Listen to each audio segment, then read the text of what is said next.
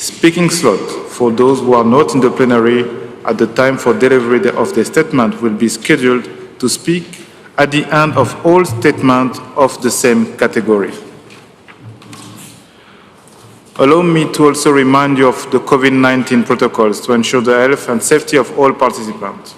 In accordance with the UNFCCC COP26 COVID-19 Code of Conduct, participants must wear face covering except when eating, drinking, sitting in office space, meeting, sitting to perform negotiation, or are medically exempt. United Nations guidance and practice recommend face covering to be surgical of FFP2. Delegates should wear face masks while seated where social distancing is not possible. As part of the hygiene measures to ensure a safe environment of all participants, statement will be delivered from alternate restrooms. Dear colleagues, let us begin. It is my pleasure to welcome His Excellency, Mr. Samal Sai, Minister of Environment of Cambodia. Your Excellency, you have the floor.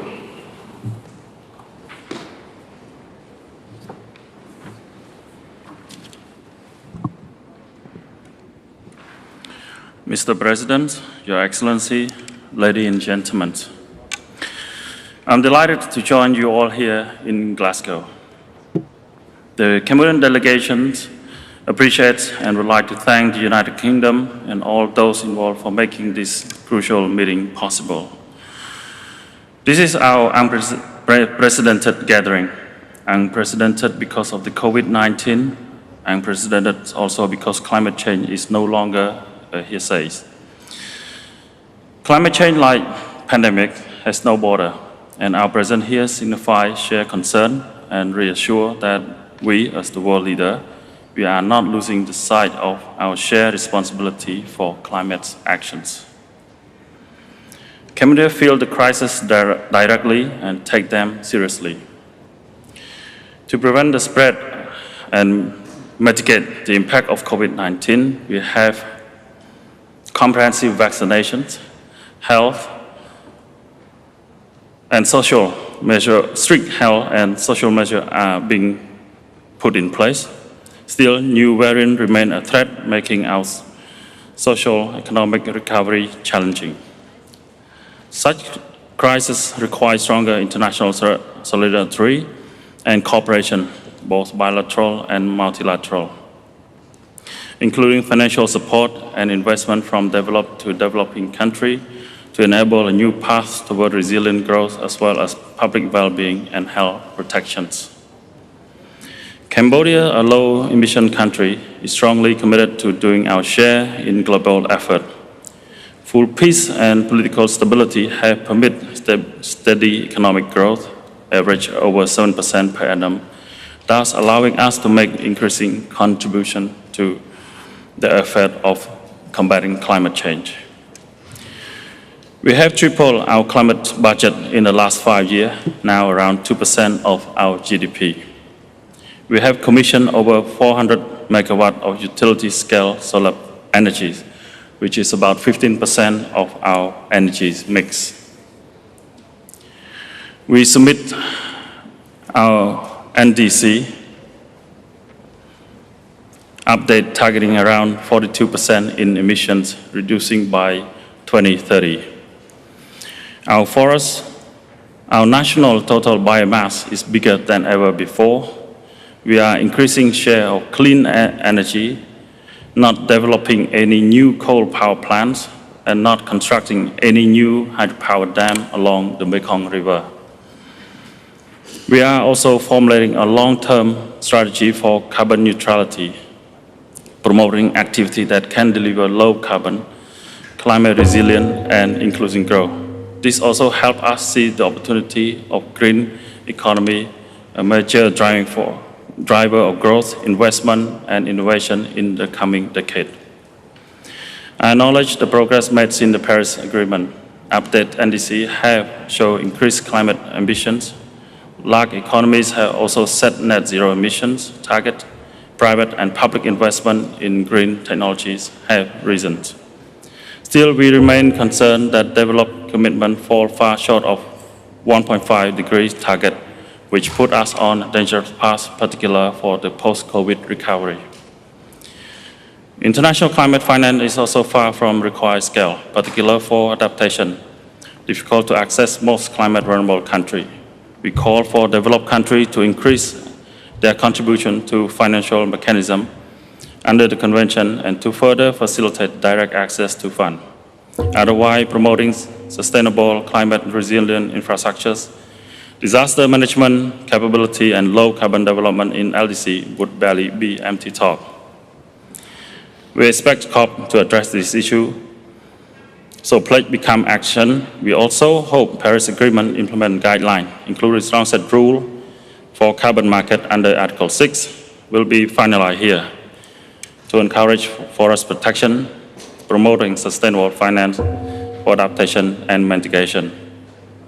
I hope COP26 will mark a new era of climate action at the scale and speed needed for well-being of our people. Thank you.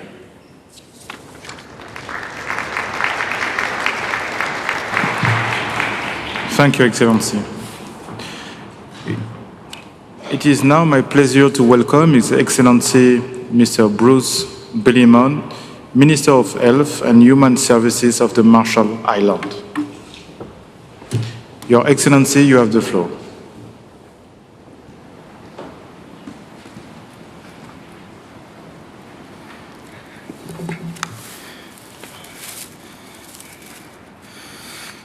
Mr. President, Excellencies, and ladies and gentlemen, good morning.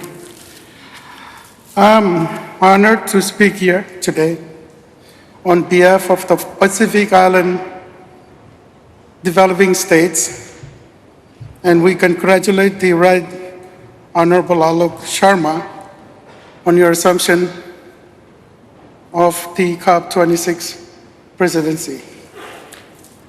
Mr. President, for Pacific states, climate change is the single greatest threat to our livelihood, security, and well-being.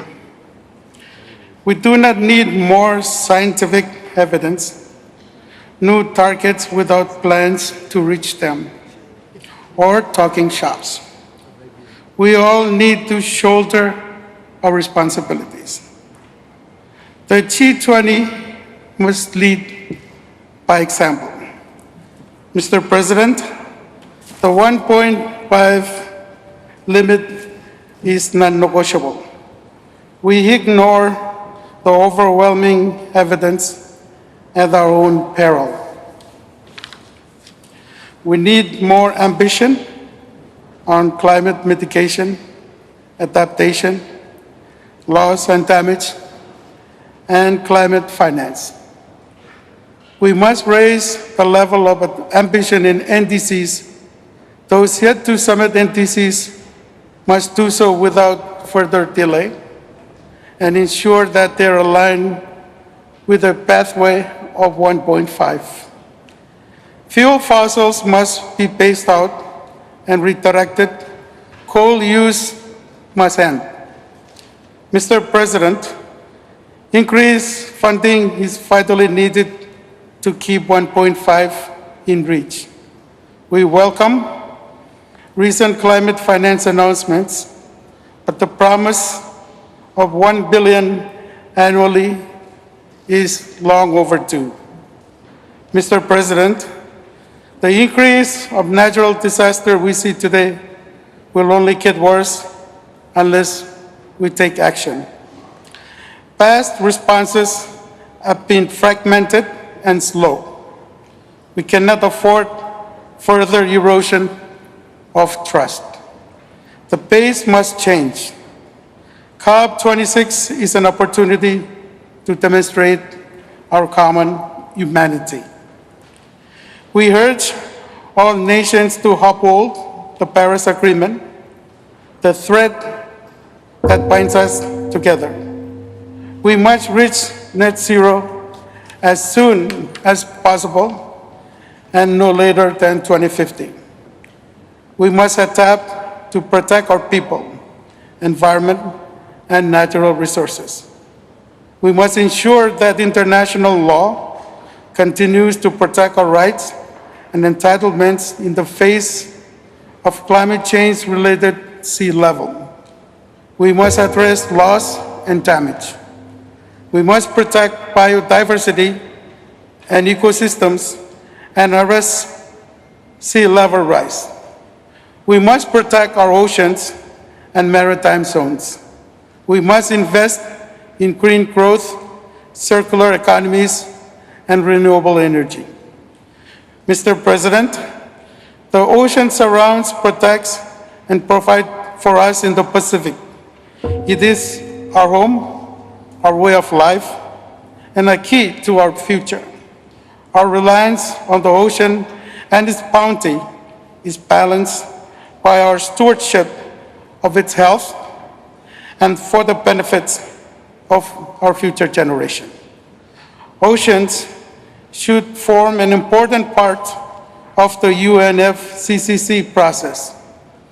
We welcome the ambitious but achievable call for protecting 30% of our global ocean by 2030. Mr. President and fellow leaders, let us take urgent decisions to address outstanding matters before us. Let us make COP26 a turning point in our collective efforts to raise the level of ambition and save our planet for future generations and to avoid a climate catastrophe in our children's lifetime. Kamol Tata, and I thank you, Mr. Chairman.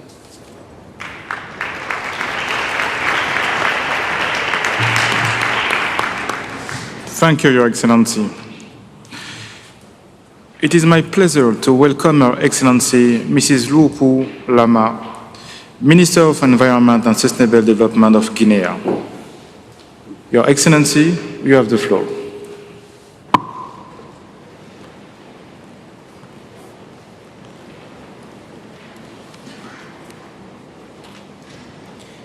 Monsieur le Président de la 26e session de la Conférence des parties à la Convention cadre des Nations Unies sur le changement climatique, Madame la Secrétaire exécutive de la Convention cadre des Nations Unies sur le changement climatique, Excellences, Mesdames et Messieurs les chefs de délégation, Mesdames et Messieurs les représentants des institutions internationales, distingués participants, Monsieur le Président, au nom du peuple et du gouvernement de la République de Guinée, je voudrais vous féliciter et remercier particulièrement le gouvernement du Royaume-Uni pour l'accueil chaleureux et l'hospitalité réservée à ma délégation depuis notre arrivée dans cette cité magnifique de Glasgow. La Guinée, à l'instar des pays partis à la Convention, a signé l'accord de Paris le 22 avril 2016 et l'a ratifié le 10 août 2016. Cette ratification montre à suffisance l'engagement du gouvernement guinéen à contribuer à la réduction des émissions de gaz à effet de serre. C'est donc le lieu et le moment opportun de réitérer la position du gouvernement guinéen pour dire que l'accord de Paris nous interpelle tous, pays pauvres ou riches, à préserver notre planète afin de vivre décemment et de léguer un monde meilleur aux générations futures. Mesdames et Messieurs, dès les premières heures des événements du 5 septembre 2021, le Comité national du Rassemblement pour le développement, CNRD, à travers son Excellence Monsieur le Président de la République, chef de l'État, président de la transition, colonel Mamadi Doumbouya, a rassuré la communauté internationale, les partenaires techniques et financiers, ainsi que les investisseurs, de l'attachement de la République de Guinée au respect de tous les accords bi- et multilatéraux dont elle est partie. Dans cette vision, plusieurs réformes ont été engagées, notamment la signature de la charte de la transition, la nomination d'un Premier ministre civil, ainsi que des membres du gouvernement, les mesures de sécurité pour la protection des personnes et de leurs biens, l'instauration de la quiétude sociale et la continuité de l'État. Mesdames et Messieurs, Nous tenons à rappeler que le peuple de Guinée est bien conscient des risques qui pèsent sur ses efforts de développement. C'est dans cette optique que le gouvernement guinéen a dédié au pilier 4 de son plan national de développement économique et social, PNDS, à la promotion de la gestion durable du capital naturel, dont l'un des objectifs stratégiques est le renforcement de la résilience face aux catastrophes et l'adaptation au changement climatique, avec des actions prioritaires qui comprennent entre autres le renforcement des capacités de gestion des risques épidémiologiques et climatiques. La Guinée fait partie des hotspots de biodiversité au monde à cause de ses énormes potentialités hydroénergétiques, avec ses 1165 cours d'eau répartis en 23 bassins hydrographiques, dont 9 nationaux et 14 internationaux. Ainsi, en tant que régulateur climatique et château d'eau de l'Afrique de l'Ouest, la Guinée assume une responsabilité économique et sociale vis-à-vis de nombreuses populations de la sous-région. D'où la motivation du gouvernement à établir ses priorités en matière d'atténuation des émissions de gaz à effet de serre, en privilégiant la construction des barrages hydroélectriques, la valorisation des déchets, la promotion des énergies renouvelables pour une gestion rationnelle et durable des ressources naturelles. En outre, la contribution déterminée nationale révisée de la Guinée a établi un objectif conditionnel de 49% et un conditionnel de 20% en vue de la réduction de ses émissions brutes d'ici 2030. Suite aux études menées par la CDN, les premières estimations des coûts de mise en œuvre de nos engagements s'élèvent d'ici 2030 à environ 15 milliards de dollars US pour l'atténuation des effets du changement climatique et d'1 milliard de dollars US pour l'adaptation. Pour la mobilisation de ces fonds, la République de Guinée compte sur une diversité de sources de financement climat au niveau bilatéral, multilatéral, international, ainsi que des opérateurs privés et de l'État. Mesdames et messieurs, nous devons procéder à un changement historique vers une réponse climatique plus efficace. La présente conférence constitue donc une opportunité pour davantage honorer nos engagements sur la réponse au dérèglement climatique afin de rendre opérationnel l'accord de Paris, d'assurer la mise en œuvre des contributions déterminées au niveau national et de réaffirmer l'objectif de limiter l'augmentation de la température mondiale à 1,5 degré, voire à 0 degré, à 0 émission nette d'ici 2050. Pour y parvenir, nous devons tous nous accorder que l'une des tâches principales de cette COP26 est d'adopter les règles énoncées à l'article 6 de l'accord de Paris sur l'utilisation des mécanismes de marché et des approches non marchandes, l'adaptation à plus grande échelle, l'opérationnalisation du mécanisme de Varsovie sur les pertes et dommages et la mobilisation des finances. Ainsi, il s'agira aussi de consacrer les mesures de renforcement des capacités nationales et la mise en œuvre effective de toutes les options menant les pays développés à réunir les 100 milliards de dollars US par an annoncés à maintes reprises, indispensables pour assurer l'inévitable course à l'atténuation et l'adaptation au changement climatique. À cet effet, la République de Guinée en appelle au soutien de la communauté internationale pour faire face aux besoins urgents du réchauffement climatique et exprime sa solidarité aux préoccupations du G117+, la Chine, dont elle assure la présidence, et réitère son engagement à qualifier cette présidence. Monsieur le Président, Mesdames et Messieurs, je tiens une fois à vous adresser au nom du peuple et du gouvernement de la République de Guinée nos remerciements les plus sincères pour les efforts déployés à la tenue de cette conférence sur le climat à Glasgow. Je vous remercie.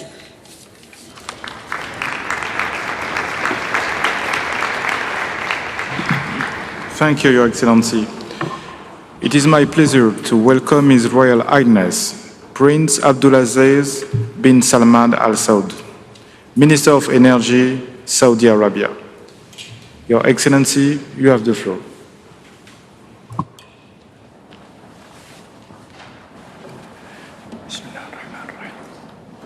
بسم الله الرحمن الرحيم. صحاب المعالي والسعادة المشاركون الكرام، أود في البداية شكر المملكة المتحدة على استضافتنا في مدينة غلاسكو ورعايتها المؤتمر الدولي للأطراف التغير المناخي COP26.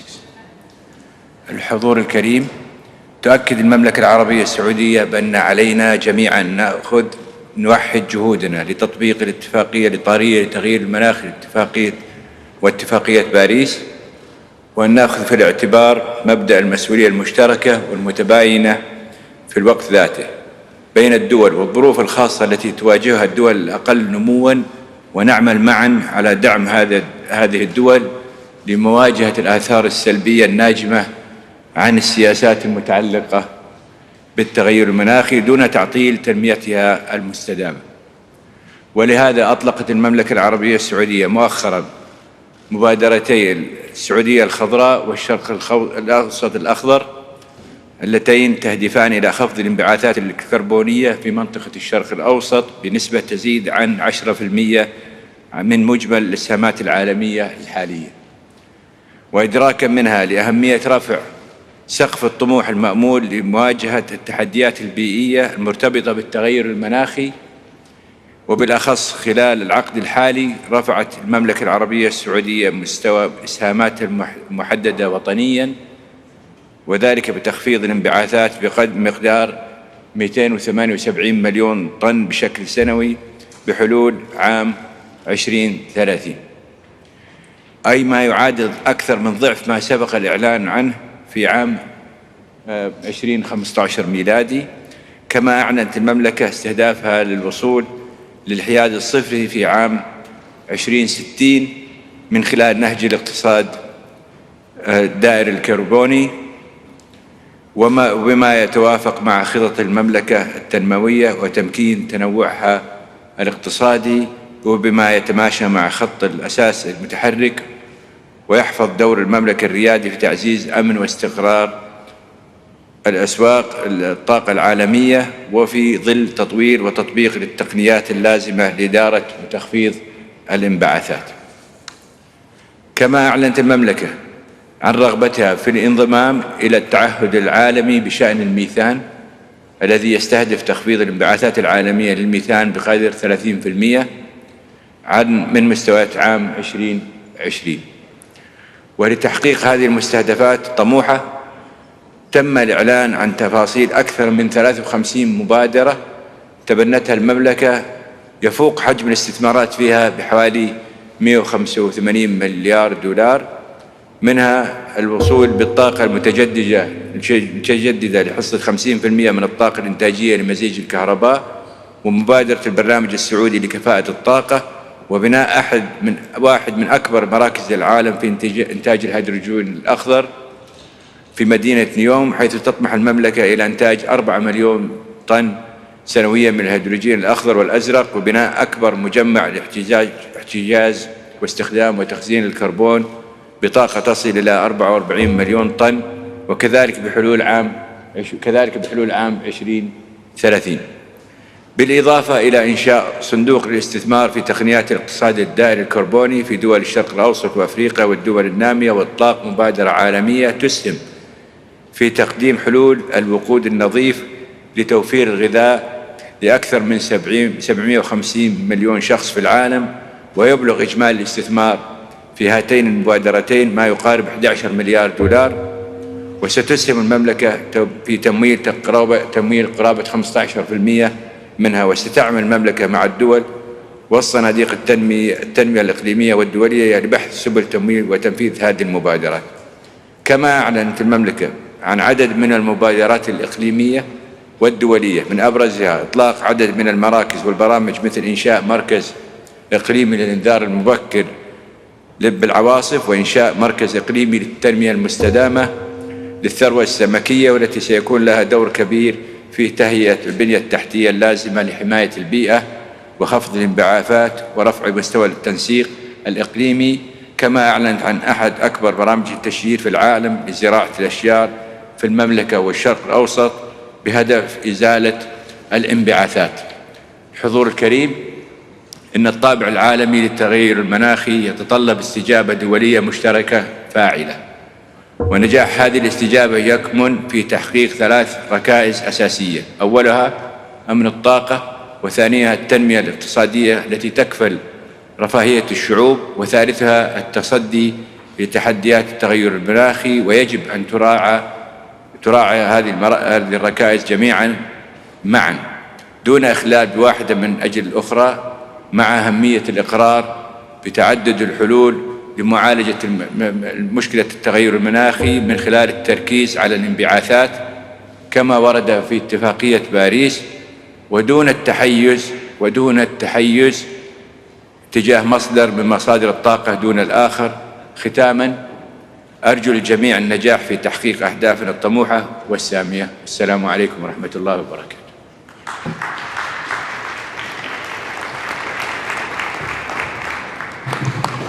Thank you, Your Excellency. It is my pleasure to welcome His Excellency, Mr. Josué Alejandro Larca Vega, Minister of People's Power for Eco-Socialism of Venezuela. Your Excellency, you have the floor.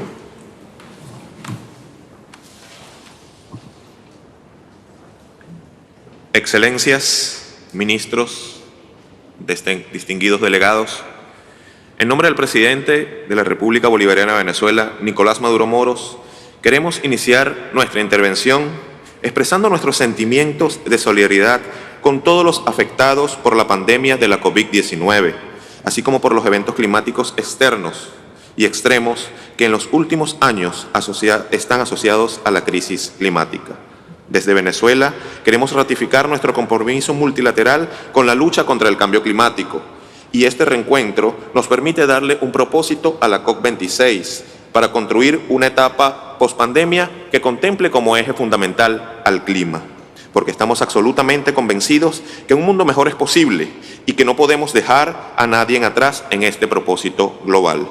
La crisis climática amenaza a toda forma de vida en nuestra madre tierra, además de las perspectivas de desarrollo sustentable de los países. El cambio climático es uno de los desafíos ambientales globales más graves y urgentes de nuestro tiempo. Es sin duda una etapa decisiva para el multilateralismo y un periodo de prueba de la eficacia del Acuerdo de París para alcanzar la meta colectiva para estabilizar la temperatura global. Señoras y señores, no podemos fallar en este intento. La celebración de la COP26 de manera presencial es una oportunidad para celebrar y renovar los propósitos que nos unieron para alcanzar el Acuerdo de París en el 2015, basados en una causa común, un esfuerzo colectivo, donde la solidaridad es la base fundamental para la acción climática en el marco de la Convención, de sus principios y de sus proyectos. Es por ello que queremos destacar que en el contexto de la Convención Marco y en el Acuerdo de París, las medidas coercitivas unilaterales para nuestro país representan una afectación gravísima para la implementación de este acuerdo, limitando la capacidad de actuar ante la crisis climática y adoptar medidas tanto de mitigación como de adaptación y de respuesta al cambio climático. Las medidas coercitivas unilaterales son contrarias a los fundamentos básicos del derecho internacional y ambiental y restringen el derecho del desarrollo sustentable de nuestro pueblo. Desde Venezuela, en el contexto del quinto objetivo histórico de nuestro Plan de la Patria, hemos venido trabajando en acción climática.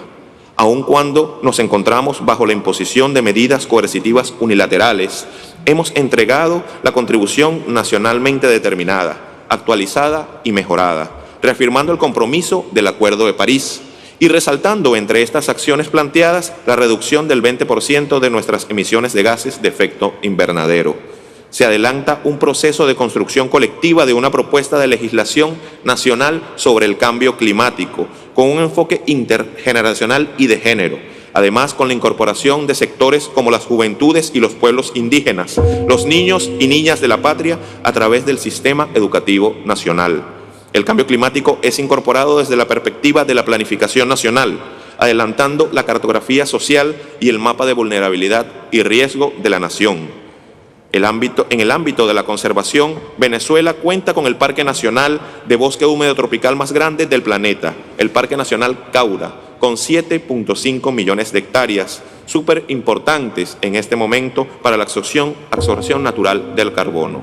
Recientemente, nuestro presidente Nicolás Maduro Moros, mediante decreto, fortaleció el sistema de áreas protegidas. Nuestro sistema de áreas protegidas representa un 43% del territorio nacional, y con esto estamos creando nuevas áreas y zonas de protección. En materia de bosques, Venezuela ha disminuido la tasa de deforestación en un 47% en relación al año 2000. Valga destacar que nuestros bosques representan el 1.19% del planeta y el 5.13% de América Latina. En el ámbito energético, Venezuela cuenta con una matriz de fuente renovable, la cual constituye el 80% de la energía que llega a los hogares y a las industrias del país. Venezuela, como respuesta a la adaptación y reducción de vulnerabilidad al cambio climático, ha alcanzado la meta de la construcción de 3.600.000 viviendas para las personas en condiciones de vulnerabilidad. Desde Venezuela, la lucha contra el cambio climático la abordamos desde los principios del ecosocialismo, entendiendo que el cuidado del ambiente está intrínsecamente relacionado con el modelo de producción sostenible, con el amplio y profundo contenido social que persigue la superación de la pobreza y el buen vivir de nuestro pueblo. Esta COP26 permite completar los arreglos de implementación del Acuerdo de París, porque el mundo espera resultados concretos, con metas ambiciosas de mitigación por parte de los países con responsabilidades históricas, compromisos creíbles sobre la aportación del financiamiento climático, apoyo incremental para las metas de adaptación en los países de desarrollo, financiamiento en las pérdidas y daños irreparables. Finalmente, quiero cerrar con una frase de nuestro comandante eterno Hugo Rafael Chávez Frías, que hoy está más vigente que nunca. Si el clima fuera un gran banco capitalista, ya lo habríamos salvado. Señores, no cambiemos el clima, cambiemos el sistema. Muchísimas gracias.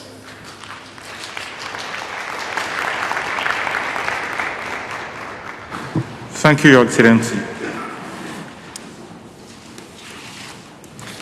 It is my pleasure to welcome Her Excellency Ms. Leila Chikaoul, Minister of Environment of Tunisia.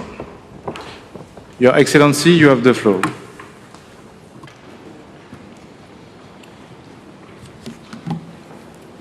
Thank you.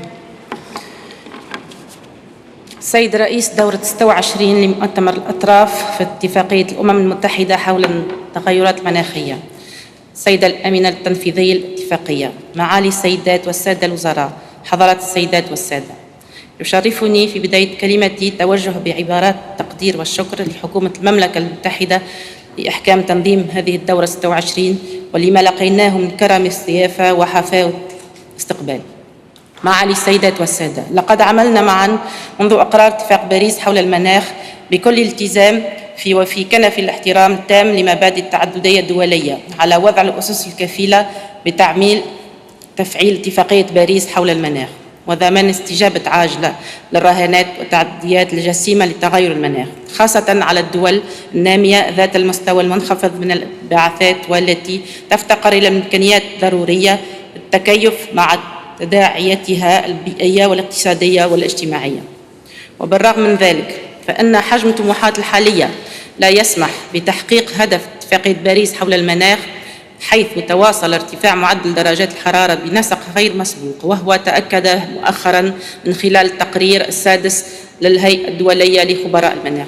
معالي السيدات والسادة، انطلاقا من قناعتنا بضرورة الالتزام الكامل لكل الدول بالتخفيض في انبعاثاتها حسب إمكانياتها وقدراتها وظروفها الوطنية من ناحية، وبالمسؤولية القيادية التي يتعين أن تلعبها الدول مصنعة في هذا المجال من ناحية أخرى، فقد بادرت تونس بتحيين مساهمتها المحددة وطنيا خلال سنة 2021. كما عملت تونس على الرفع من مستوى طموحها من خلال التقليص من كثافة الكربون ب 45% في أفق 2030 مقارنة بسنة 2010، وذلك بالاعتماد على إمكانياتها الذاتية في مرحلة أولى. على أن استكمال تحقيق هذه الأهداف يتطلب مزيد من الالتزام بضمان التمويلات التي تم إقرارها خلال مؤتمر كوبنهاغ والشروح في تحديد هدف الدول للتواصل انطلاقا من سنة 25، ومزيد تعزيز آليات الدعم التكنولوجي وبناء القدرات الذاتية للدول النامية، بالإضافة إلى الاتفاق بخصوص الإجراءات المؤسساتية والعملية لتفعيل الفصل السادس من اتفاق باريس حول المناخ. معالي السيدات والسادة، أن ما تشهده حاليا من تداعيات جسيمة للتغيرات المناخية وتأثيراتها المباشرة على الأمن الغذائي والمواد المائية والمنظومات البيئية والأنشطة الاقتصادية والاجتماعية والصحة العامة يؤكد أن التحديات المناخية تمثل بدون أدنى شك تهديداً حقيقياً للبيئة والتنمية والسلم بكل دولنا، وخاصة منها الدول النامية شديدة الحساسية لتداعيات تغير المناخ، وهو ما أكدت عليه تونس خلال شهر فبراير 2020 بمناسبة ترأسها لمجلس الأمن. وفي هذا الإطار لا تفوتني الدعوة إلى إعطاء الأولوية اللازمة للأعمال الرامية إلى تحديد هدف دولي للتأقلم مع التغيرات المناخية وتعزيز آليات الدعم للدول النامية لإعداد وتنفيذ برامجها الوطنية للتأقلم مع التغيرات المناخية بما يمكن من التجسيم الفعلي لمتطلبات الفصل السابع من اتفاق باريس حول المناخ. وأود أيضاً التأكيد على أهمية تقدم العمل الخاص بالخسائر والتعويضات، خاصة من خلال استكمال تنفيذ الإطار المؤسساتي لشبكة سانتياغو وضمان توفير آليات الدعم والتمويل الضرورية في هذا المجال. معالي السيدات والسادة، في ختام كلمتي هذه أود تجديد التزام تونس على العمل مع كل الدول بقيادة وتوجيه من رئاسة الدورة 26 المؤتمر من أجل التوصل إلى نتائج تراعي التوازن الكامل بين كل مكونات اتفاق باريس حول المناخ للتأقلم والتخفيف والآليات التنفيذ والدعم، وتضمن تناغم حجم الاعتمادات المالية المخصصة لدعم الدول النامية مع الرهانات الجدية لتغير المناخ كما هو مبين بالفقرة الثالثة من الفصل الثاني من اتفاق باريس حول المناخ. وشكرا لكم جميعا والسلام عليكم.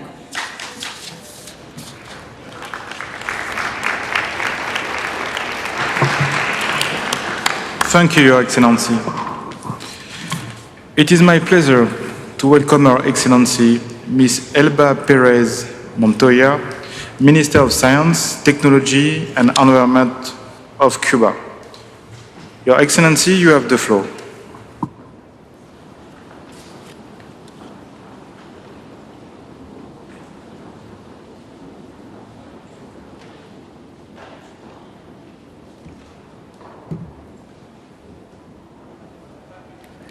Buenos días, presidente de la COP, distinguidas ministras y ministros, delegadas y delegados. El último informe del IPCC corrobora la gravedad de la crisis climática actual. Por eso, en esta COP26 no debemos perder la oportunidad de dar la respuesta que tanto espera la humanidad. Para Cuba, la ciencia pronostica que a finales del siglo XXI la temperatura del aire se incremente hasta 4.5 grados Celsius y la precipitación se reduzca entre un 20 y 60%. También habrá un incremento del nivel medio del mar de 29 centímetros en el 2050.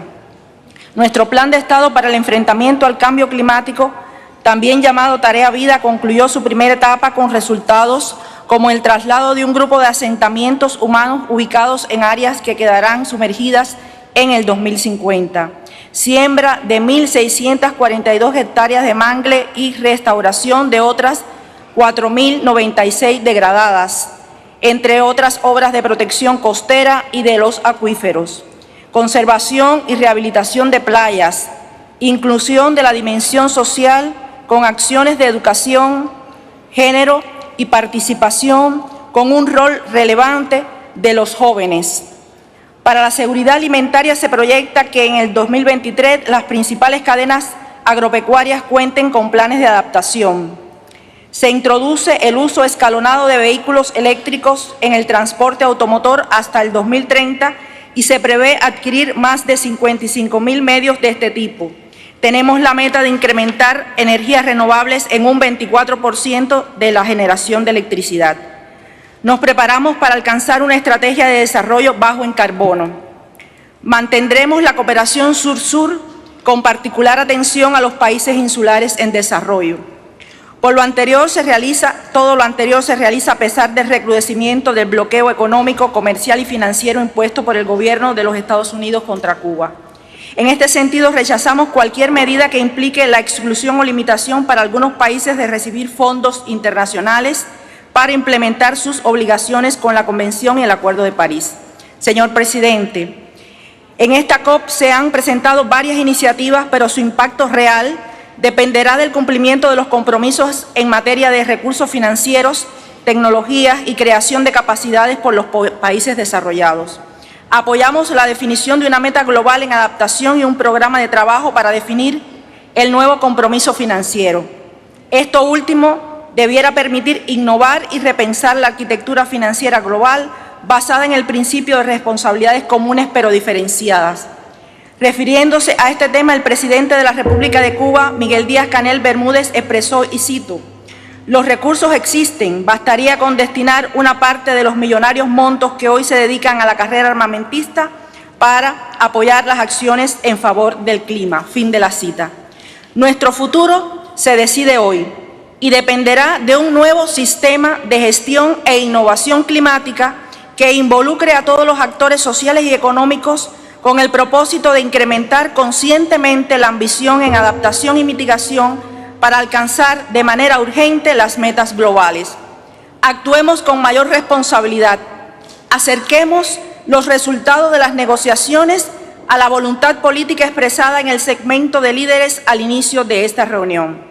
Adoptemos las decisiones que se necesitan sabiendo que el mañana comienza hoy. Muchas gracias.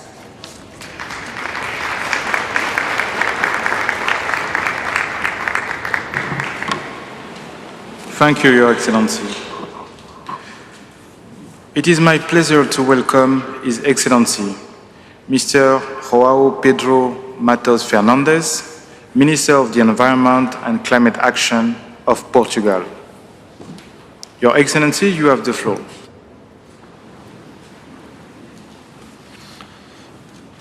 Mr. President of the COP26, Alok Sharma, dear ministers and colleagues, ladies and gentlemen. Start by thanking the government of the United Kingdom for the organization of the COP26 and for all the work done in the difficult circumstances we have all been facing since our last COP in Madrid.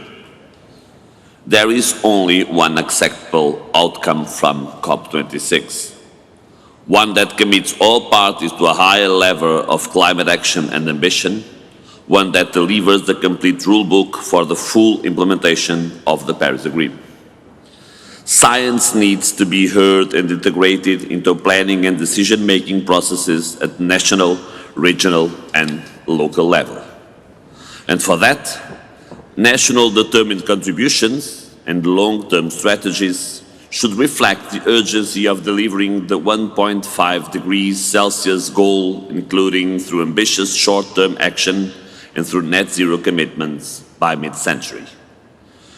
Portugal was the first country in the world to commit to climate neutrality by 2050.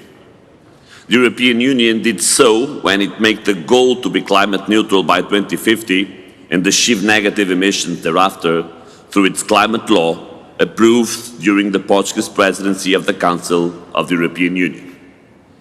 Leadership lies with those who have phased out coal, who put a price on carbon, who declined investments in fossil fuels, who invested in renewable energy, and in creating climate-resilient, biodiverse territories with the capacity to enhance carbon sinks through natural-based solutions.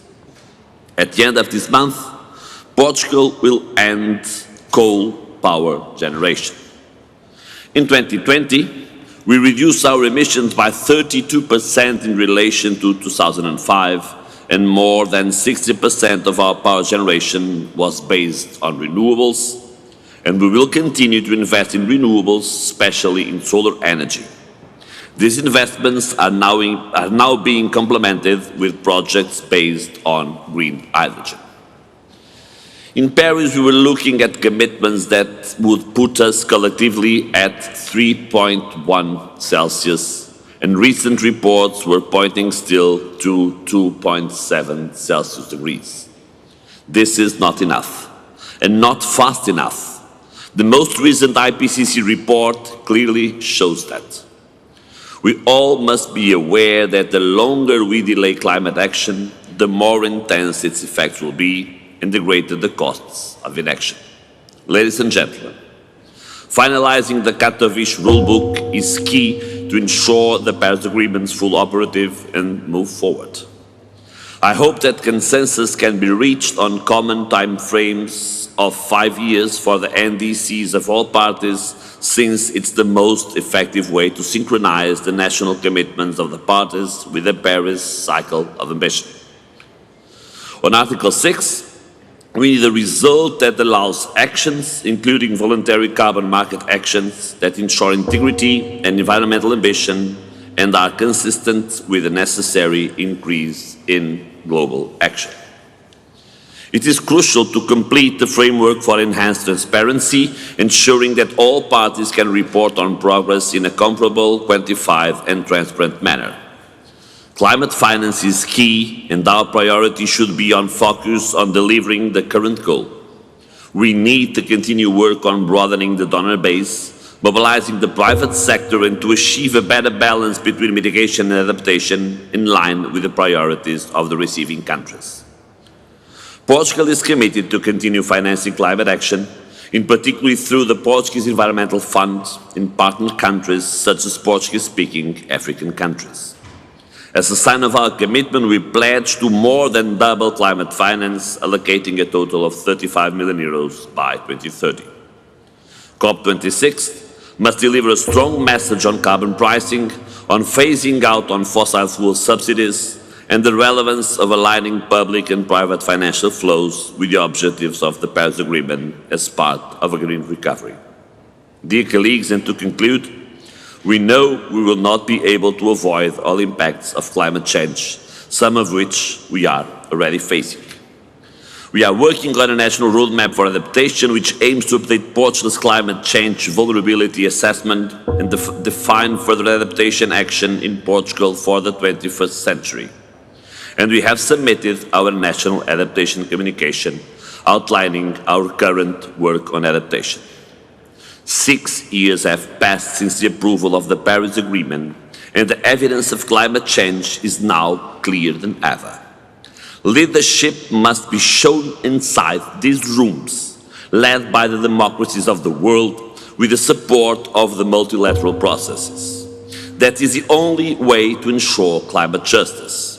In order not to fail on that leadership, we collectively need to deliver on the goals that science shows us to be required to tackle climate change. Not to fail, we should listen to the younger generation and make sure we grant them a healthy planet and a hopeful future. We are here, we are listening, and we know we must deliver, and we will not give up this responsibility. Thank you.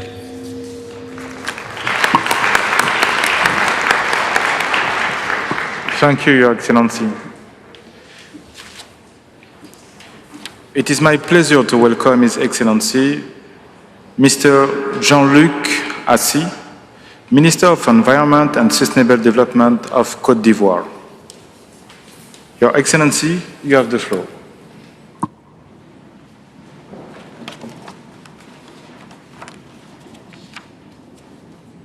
Monsieur le Président de la COP26, Madame la Secrétaire exécutive, Excellences, Mesdames et Messieurs, je voudrais adresser au nom de Son Excellence M. Alassane Ouattara, Président de la République de Côte d'Ivoire, nos sincères remerciements au gouvernement du Royaume-Uni pour l'organisation de la COP26. La qualité de l'accueil et l'hospitalité dont ma délégation a fait l'objet depuis son arrivée malgré le contexte difficile de Covid-19. Excellences, Mesdames et Messieurs, il y a urgence, d'autant plus que le premier volet du 6e rapport d'évaluation du groupe d'experts intergouvernemental sur l'évolution du climat nous met tous face à nos responsabilités. C'est avec raison que la Côte d'Ivoire, mon pays, a marqué sa volonté de s'engager sur une trajectoire de développement bas carbone et résilient au changement climatique à travers la révision de ses contributions déterminées au niveau national pour un rehaussement de son ambition. Aussi, dans ce nouvel élan, l'accent a été mis sur la réduction significative du taux de déforestation à hauteur de 70% à l'horizon 2030 par rapport à 2015, l'augmentation du reboisement par la conversion d'1 million d'hectares de terres en forêt à l'horizon 2030, l'accroissement des énergies renouvelables dans la production d'électricité pouvant atteindre 45% du mix énergétique avec le retrait du charbon, le renforcement de l'efficacité énergétique au niveau des sous-secteurs bâtiments, commerce, transport et industrie, la promotion des systèmes de transport intelligents par le développement des transports de masse tels que le métro d'Abidjan et la mobilité électrique, la promotion des pratiques agricoles intelligentes face au climat, notamment la mise en œuvre à grande échelle du système de riziculture intensif, la mise en œuvre de décharges modernes et des centres de valorisation et d'enfouissement technique avec récupération de méthane, l'accroissement des infrastructures de drainage et de gestion des eaux usées domestiques et enfin la promotion de l'économie circulaire. En somme, la Côte d'Ivoire s'engage à réduire ses émissions de gaz à effet de serre de 30,41% d'ici à 2030. Cet objectif correspond à un abattement chiffré d'environ 37 millions de tonnes équivalent CO2, là où l'ambition de la Côte d'Ivoire, dans son premier document CDN, affichait un abattement de 9 millions de tonnes équivalent CO2, soit une réduction de 28,25% en 2030, par rapport à un scénario de référence. Par cette ambition renforcée, notre pays marque sa ferme volonté de réduire son empreinte carbone et de participer à l'effort global de réduction des émissions dans le cadre de l'accord de Paris. Excellences, Mesdames et Messieurs, sachez que ce travail ne s'est pas arrêté à ce niveau de réduction de 30,41%. Nous avons approfondi les réflexions et mon pays est aujourd'hui en mesure d'affirmer qu'il pourrait atteindre la neutralité carbone entre 2030 et 2050, à condition de bénéficier des appuis financiers additionnels et ce, grâce à la conversion de 3 millions d'hectares de terres en forêt en lien avec notre stratégie de préservation, de réhabilitation et d'extension de nos forêts. Excellences, Mesdames et Messieurs, ce combat, nous devons le faire pour notre génération et les générations futures, auxquelles nous avons le devoir de léguer une planète dans laquelle elles pourront à leur tour bien vivre et s'épanouir, car nous n'avons qu'une seule planète et nous devons nous donner les moyens de la préserver. Vive le développement durable. Je vous remercie.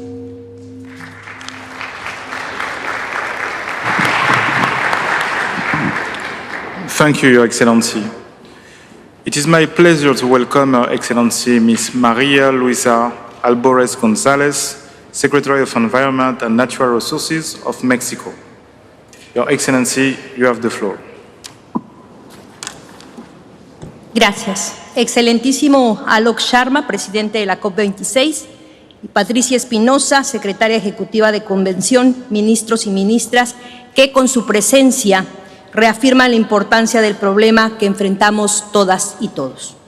La crisis ambiental y una profunda desigualdad social nos muestran cómo hemos dejado atrás a quienes más nos necesitan, incluyendo a la naturaleza. Y a diferencia de muchas cosas que se puede negociar, para México poner al centro a las personas y el uso sustentable de los recursos naturales es algo innegociable. Durante estos días hemos insistido para que todas y todos los países reconozcan e incluyan 3 temas dentro de las negociaciones de la COP26: enfoque de género, derechos humanos y reivindicar a nuestros pueblos indígenas o pueblos originarios. Son ellos quienes han sabido resguardar y aprovechar sus recursos naturales. Ellas y ellos son las guardianas y los guardianes del territorio. Esto nos permitirá fomentar una relación armónica y en equilibrio entre personas y medio ambiente que permita un uso sustentable de los recursos, es decir, cumplir con el objetivo de conservar produciendo y producir conservando. Me gustaría compartir los esfuerzos que estamos haciendo como Gobierno de México. Estamos implementando Sembrando Vida, el programa de reforestación más grande del mundo que considera aspectos ambientales, sociales y económicos. En este programa, 420,000 sembradoras y sembradores cultivan árboles, frutales y maderables en sus parcelas, recibiendo una remuneración, lo que permite crear soberanía alimentaria, capturar dióxido de carbono y al mismo tiempo evitar la erosión de los suelos, la filtración y cosecha de agua y la sobreexplotación del agua. La inversión es de $1,300 millones anuales. Hasta el día de hoy llevamos sembrados 800 millones de árboles, incorporando la educación ambiental en las escuelas para fomentar a las futuras guardianas y guardianes del territorio. Mantenemos el pago por servicios ambientales, fomentando la economía circular, desarrollamos una política de conectividad ecológica y no hemos otorgado ni una sola concesión para minería tóxica a cielo abierto o atajo. No permitimos el fracking y estamos limitando el uso de agroquímicos como el caso del glifosato, sustancia activa en herbicidas, y prohibimos la importación y siembra de maíz transgénico. Nos sumamos, entre otros compromisos, al compromiso global de metano, siendo México el primer país que reglamentó sus emisiones, y dejaremos de exportar petróleo en 2024 para producir solo lo necesario para consumo interno. Construiremos el parque de generación eléctrica con paneles solares más grande de Latinoamérica. Modernizaremos 14 hidroeléctricas a lo largo del país para transitar hacia energías renovables. Finalmente, sabemos que la responsabilidad de los países es compartida, pero diferenciada, y no es correcto seguir culpando a los más vulnerables por el cambio climático, por lo que será necesario que algunos países debamos priorizar la adaptación y mantener nuestros esfuerzos para la mitigación, así como ninguna persona vale más que otra. La adaptación y la mitigación tendrán que encontrar su equilibrio dependiendo del contexto de su país. En estas diferencias también debemos dejar claro que cuando hablamos de financiamiento no solo se trata de garantizar una cantidad suficiente, sino que debe de establecer claramente los mecanismos de acceso y condiciones justas para los países en vías de desarrollo. No se trata de pagar para sanar culpas, de construir proyectos de energías limpias con contratos sucios, ni de pagar los daños después de haber contaminado y afectado a toda una población. Hay cosas que no podemos obtener con dinero, así que la flora y la fauna de nuestro país no debería de tener precio porque los dueños somos todas y todos. Finalmente, nuestro mensaje es claro. Puedo considerar a México como aliado contra el cambio climático basados en el respeto y la solidaridad de nuestro pueblo. Siguiendo los principios de nuestro presidente, el licenciado Andrés Manuel López Obrador, quien acertadamente tiene una frase que aplica en esta ocasión: por el bien de México, primero los pobres. Yo agregaría, por el bien de México, el planeta y la madre tierra, primero los pobres y las y los olvidados del mundo. Gracias.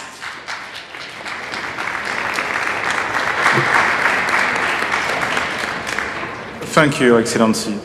It is my pleasure to welcome His Excellency, Mr. Taoufik Abdulwad Al-Sharjabi, Minister of Water and Environment of Yemen.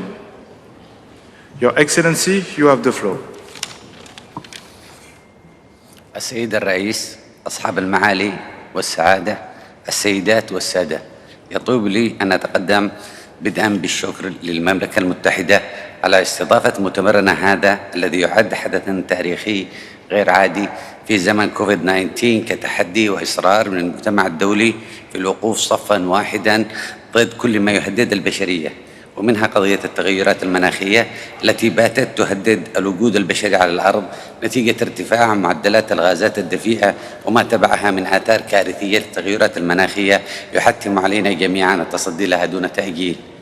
اليمن إحدى الدول التي تتعرض لهذه المخاطر بشكل مستمر، فهناك مساحات شاسعة من الأراضي الساحلية الرطبة والجزر بما فيها العاصمة المؤقتة عدن، والتي تشير الدراسات بأن أجزاء كبيرة منها ستغمر بمياه البحر في حال ارتفاع منسوب سطح البحر، فضلا عن التبعات الاقتصادية والاجتماعية وتدمير البنى التحتية وتهجير السكان وخلق ظروف جديدة على امتداد الساحل اليمني لأكثر من 2500 كيلومتر تقريبا، وما يترتب على ذلك من تملح مياه الشرب وتدهور التربة وتغيير في منظومة البيئة البحرية والساحلية وخلق أعباء إضافية على الدولة، حيث تعاني اليمن من تواتر الكوارث الطبيعية كالأعاصير والسيول الجارفة والفيضانات وتطرف درجات الحرارة والبرودة والصقيع على العديد من المناطق اليمنية، بالإضافة إلى نوبات الجفاف والأمطار الغزيرة في غير مواسمها في السنوات القليلة الماضية، بالإضافة إلى هيجان البحر على اليابسة خلال الأعوام الماضية وتأثر العديد من المحمية الطبيعية بما في ذلك جزيرة سقطرى.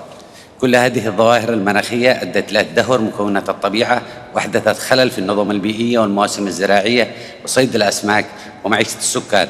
السيدات والسادة، كما هو حال الدول النامية، تواجه اليمن عجزا تمويليا حادا لتنفيذ برامجها وسياساتها التكيفية مع التغيرات المناخية لتنفيذ التزاماتها في مواجهة تغير المناخ، لأن ذلك مرهون بحجم الدعم الذي يتوفر لتحقيق طموحنا المناخي في إطار التوازن الذي أقره اتفاق باريس، والذي يتعين الوفاء به لضمان تعزيز جهود خفض الانبعاثات والتكيف مع الآثار السلبية لتغير المناخ على قدم المساواة.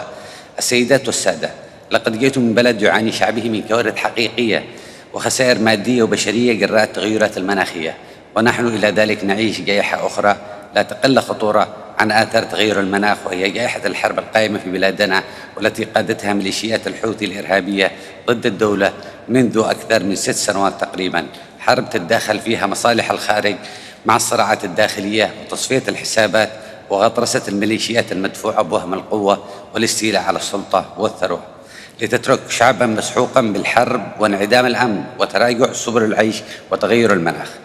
أتحدث عن بلد اليمن الذي يتجاوز عمره عدة آلاف من السنوات.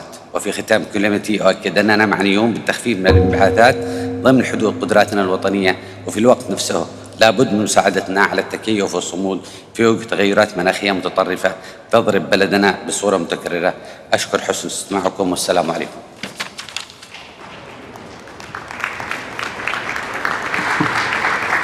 Thank you, Your Excellency. It is my pleasure to welcome Her Excellency, Ms. Silvia Calvo Armengol, Minister of Agriculture, Environment and Sustainable Development of Andorra. Your Excellency, you have the floor.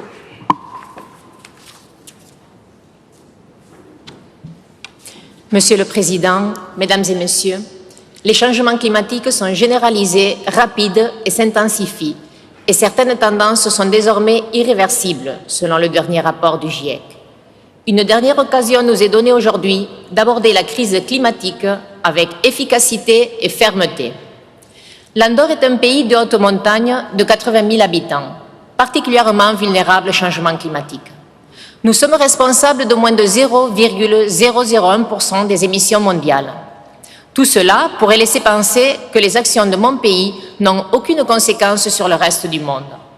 Pourtant, nous n'éludons pas nos responsabilités, car nous sommes pleinement convaincus que la lutte contre le changement climatique requiert la participation de tous, et ce, d'autant plus qu'aucun effort individuel ne sera suffisant.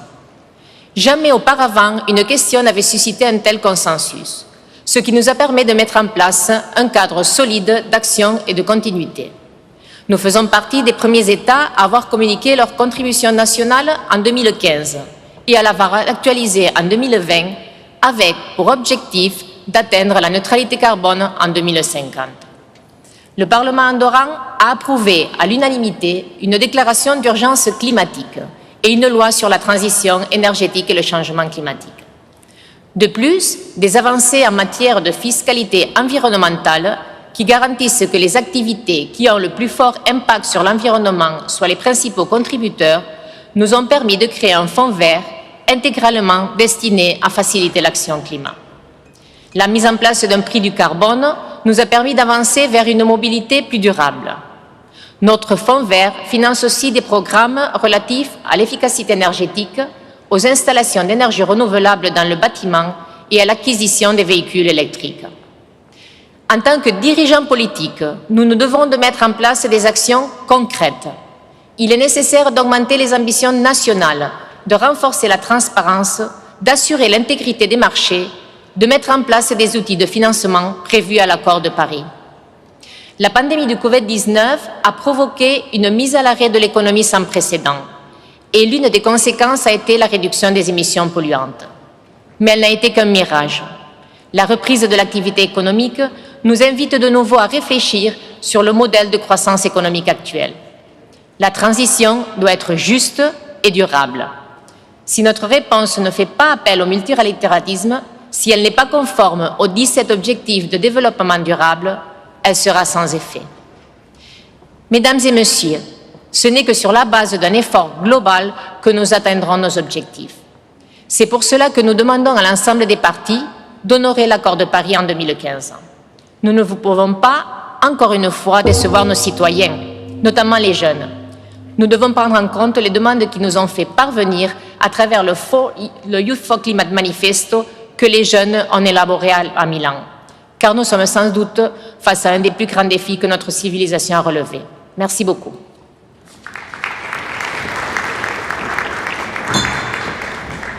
Thank you, Your Excellency. It is my pleasure to welcome His Excellency, Mr. Simon Still, Minister of Tourism, Civil Aviation, Climate Resilience and Environment of Grenada. Your Excellency, you have the floor. Mr. President, colleagues, friends, COP26 is the opportunity we must deliver on to keep 1.5 alive. It is the opportunity to take the necessary actions that will ensure the survival of small island developing states and other vulnerable countries already suffering the devastating impacts of climate change. It is the opportunity to provide hope to our young men and women and to the generations to come, to safeguard their futures, their homes, their communities, and their livelihoods.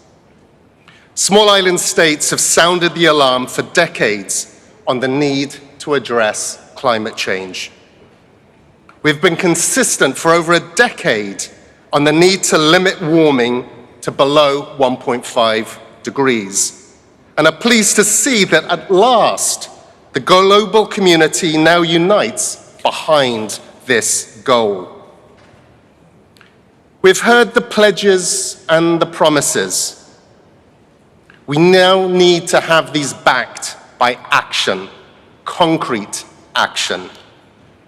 Action on adaptation and resilience building, with a scaling up of adaptation finance to at least double current levels, and dedicated financing for loss and damage.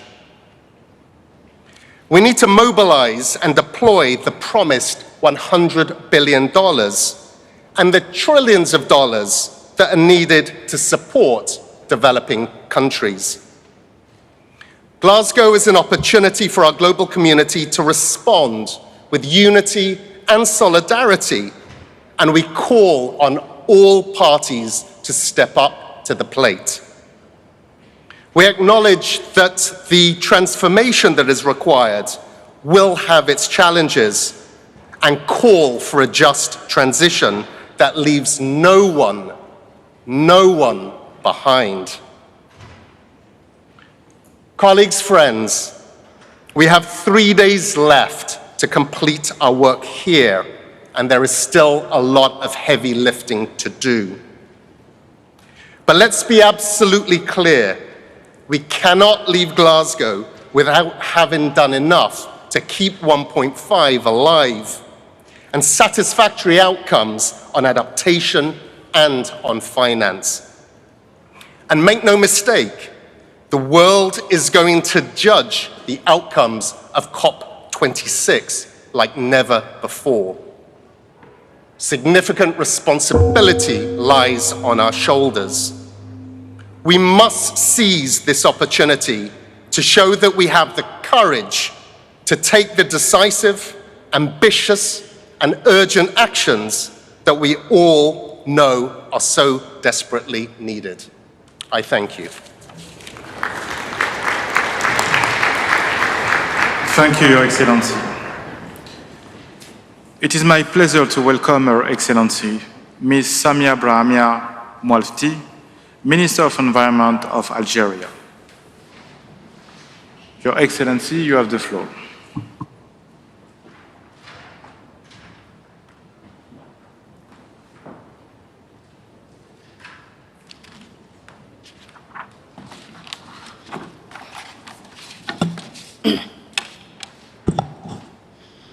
Thank you.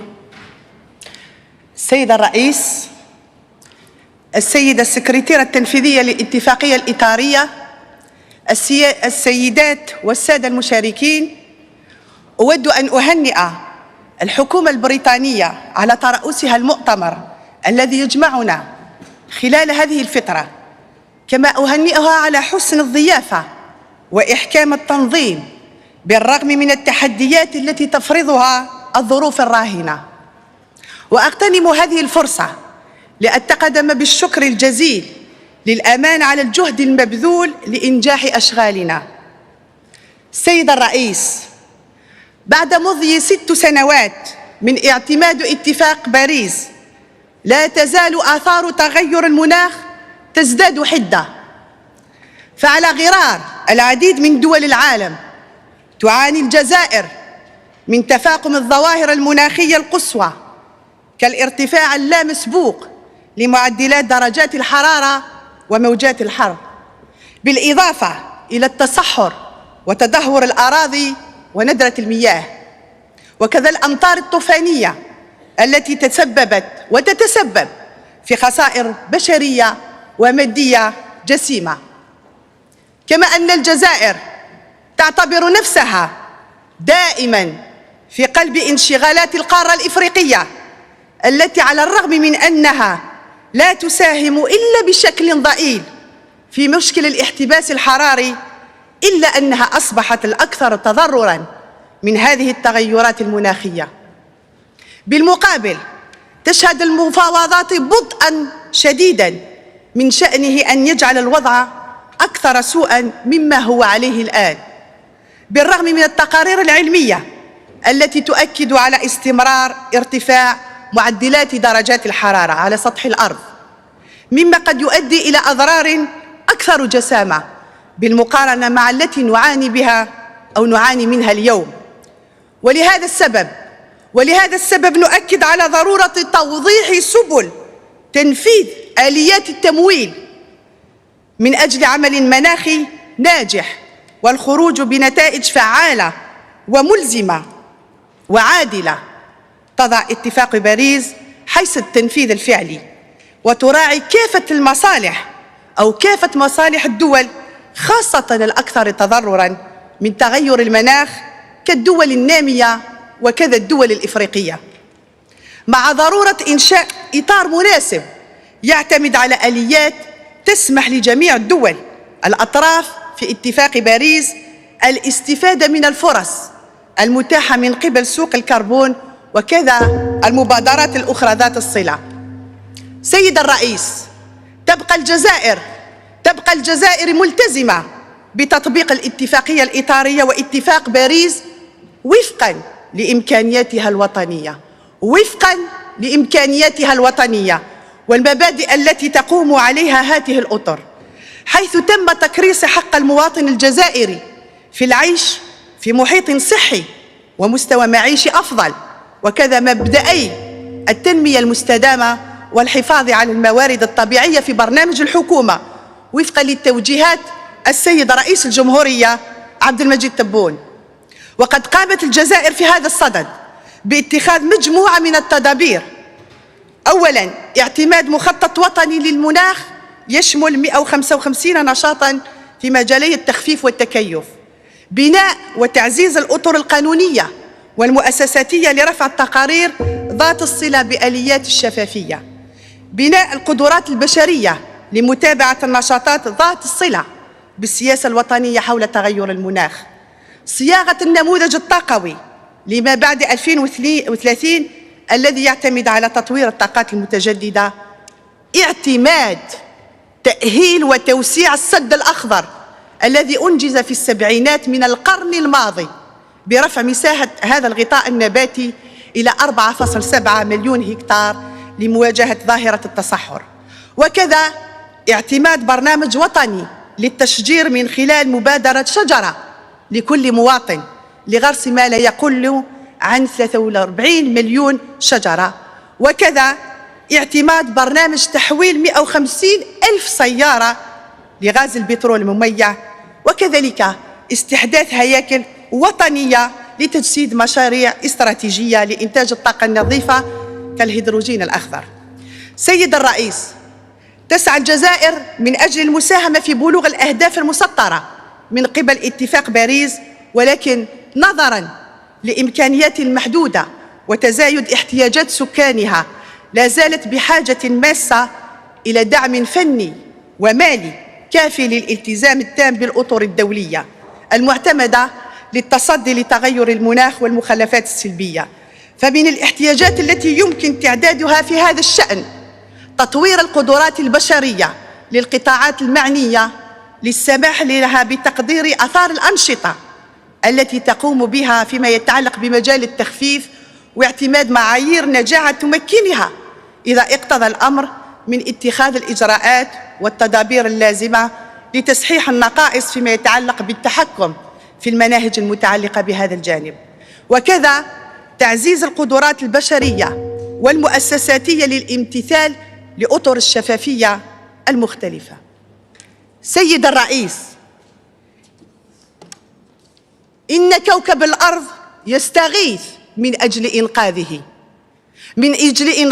من وضع كارثي، ولن يكون ذلك ممكناً إلا بتضافر جهودنا وتضافر جهودكم أجمعين وجهود البشرية جمعاء. كوكب واحد، مخاطر مشتركة، وحلول عادلة. شكراً لكم على كرم الإسخاء.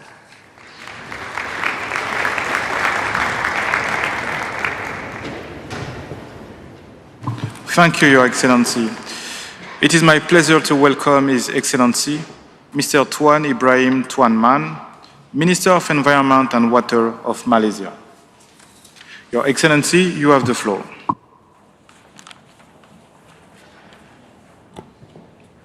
Bismillahirrahmanirrahim. Assalamualaikum warahmatullahi wabarakatuh dan selamat pagi. Firman Allah Ta'ala, Zaharal fasad fil barri wal bahri bima kasabat aydin nas. Berlaku kerosakan di daratan dan di lautan disebabkan tangan-tangan manusia. Surah Ar-Rum ayat 41. Pertama, saya ucapkan tahniah kepada Kerajaan United Kingdom selaku tuan rumah persidangan COP26 dan sokongan dan kemudahan diberikan kepada Malaysia dan semua delegasi persidangan ini. Presiden, tuan-tuan dan puan-puan hadirin dihormati sekalian, mengambil kira impak perubahan iklim dan cabaran dibawa oleh pandemik COVID-19 yang melanda seluruh dunia, Malaysia mengiktiraf kepentingan pemulihan pasca pandemik melalui pemulihan hijau. Bagi tujuan ini, Malaysia mengemukakan NDC yang telah dikemas kini yang mempunyai sasaran pengurangan intensiti pelepasan GHG merentasi ekonomi sebanyak 45% berdasarkan keluaran dalam negara kasa pada tahun 2030 berbanding tahapnya pada tahun 2005. Pengurangan intensiti tersebut dibuat tanpa syarat dan 10% lebih tinggi berbanding sasaran sebelum ini, yakni sasaran NDC Malaysia juga merangkumi 7 jenis GHG berbanding 3 jenis sebelumnya. Selain itu, Malaysia juga mempunyai aspirasi untuk mencapai pelepasan GHG bersih sifar seawal-awalnya tahun 2050, tertakluk kepada penyediaan strategi jangka masa panjang pembangunan darah karbon Malaysia pada tahun 2022. Bagi mencapai aspirasi dan sasaran tersebut, Malaysia akan melaksanakan perkara berikut. Yang pertama, melaksanakan dasar carbon pricing secara berfasa untuk menyokong usaha negara bagi mencapai dan pengurangan pelepasan GHG. Yang kedua, mencapai kapasiti penjanaan tenaga boleh baru sebanyak 31% pada tahun 2025 dan 40% pada tahun 2035 bagi grade kebangsaan melalui Pelan Peralihan Teknologi Tenaga Malaysia 2021-2040. Yang ketiga, aspirasi sasaran perolehan 100% kenderaan kerajaan yang bukan berasaskan enjin pembakaran dalaman pada tahun 2030. Yang keempat, mengekalkan sekurang-kurangnya 50% litupan hutan negara seperti mana diumumkan di persidangan Bumi Rio pada tahun 1992. Yang kelima, melaksanakan kaedah natural based solution bagi asas penyelesaian global bagi mengurangkan kesan jangka panjang seperti menanam 100 juta batang pokok bermula pada tahun 2021 hingga 2025. Yang keenam, mencapai sasaran sifar sisa yang dihantar ke tempat pelupusan sampah melalui konsep sisa kepada tenaga dan meningkatkan kadar kitaran semula kepada 40% pada tahun 2025. Yang ketujuh, transformasi bandar di Malaysia ke arah pembangunan rendah karbon di bawah Pelan Induk Bandar Rendah Karbon, dan ke-8 meningkatkan ketahanan kepada impak jangka masa panjang perubahan iklim melalui pembangunan pelan adaptasi kebangsaan termasuk tumpuan kepada penyelesaian berasaskan alam semula jadi. Saya juga amat berhati hati untuk mengumumkan bahawa kerajaan Malaysia juga telah bersetuju untuk menyokong ikrar global metana dan deklarasi pemimpin di Glasgow mengenai hutan dan guna tanah. Walau bagaimanapun, pelaksanaan perjanjian Paris memerlukan tambahan pembiayaan kewangan, pemindahan teknologi dan pembangunan kapasiti untuk negara membangun. Sehubungan dengan itu, Malaysia menyeru kepada semua negara maju untuk memenuhi obligasi mereka di bawah perjanjian Paris. Akhir kata, sekali lagi saya mengucapkan terima kasih dan tahniah kepada kerajaan United Kingdom kerana menganjurkan persidangan kali ini. Sekian, terima kasih.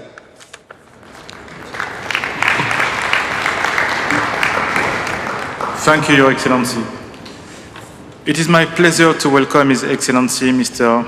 Gamal Mohamed Hassan, Minister of Planning, Investment and Economic Development of Somalia.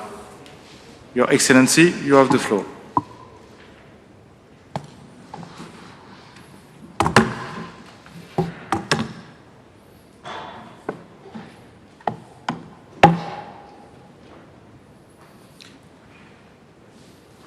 Your Excellency, Mr. Alex Sharma, the President of COP26, Excellencies, Ministers and Heads of Delegations, distinguished ladies and gentlemen. Somalia would like to congratulate Mr. Alex Sharma for being elected as the President of COP26 and commend the good work of the outgoing COP25 President, the Minister of Environment of Chile.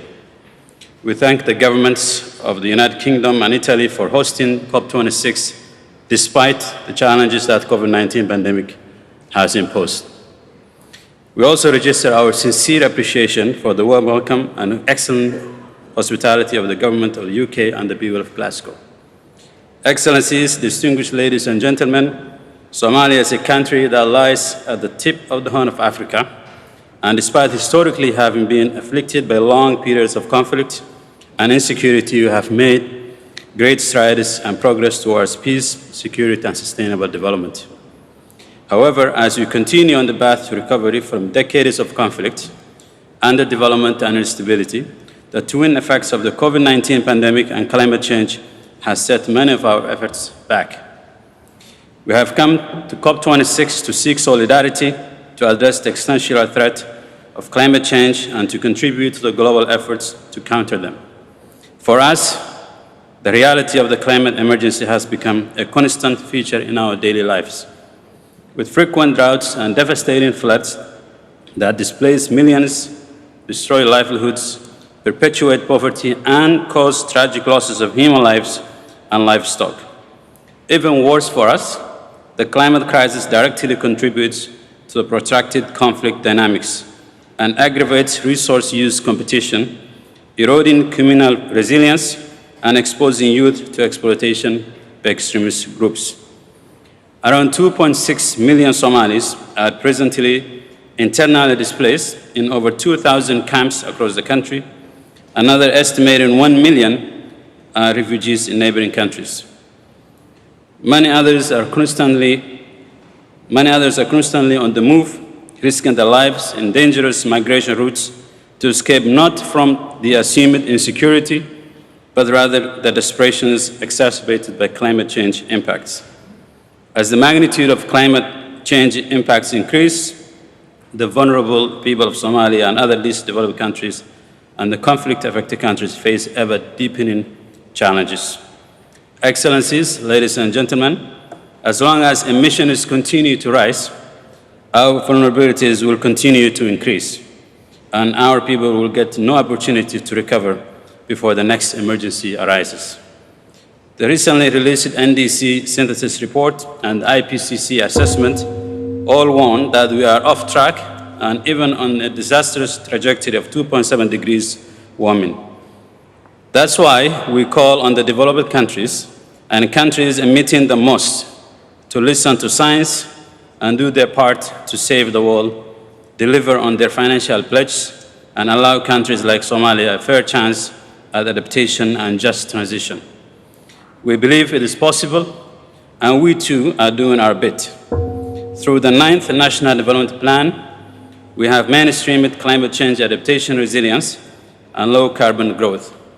Our enhanced national determined contribution is more ambitious and focusing on massive forest restoration, sustainable agriculture, and promoting opportunities to leapfrog the energy poverty towards renewables in a manner that's based on just transition principles and social dialogue.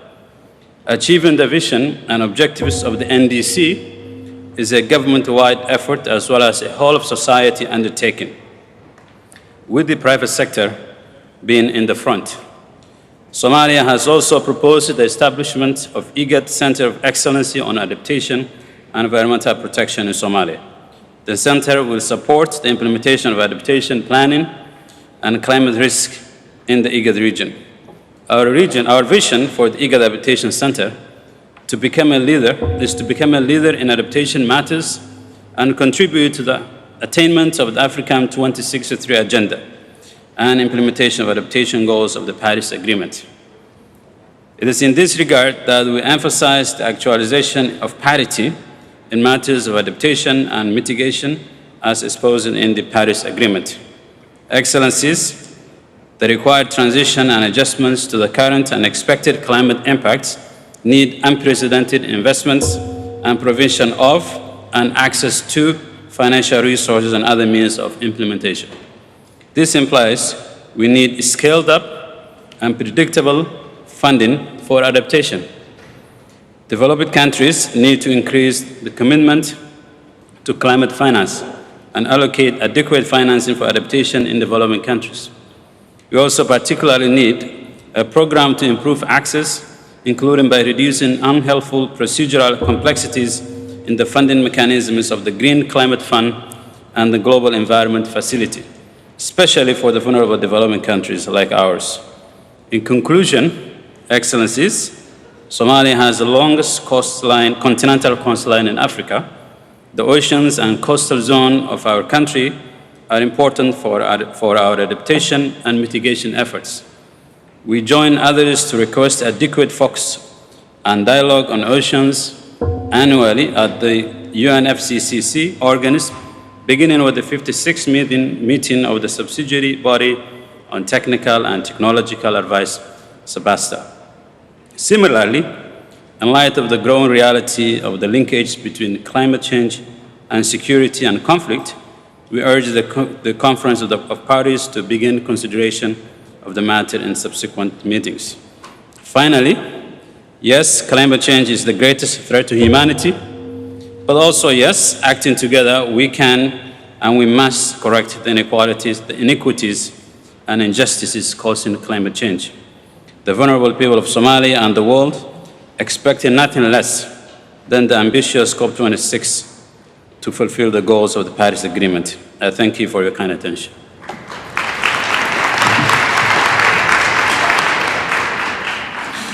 Thank you, Your Excellency.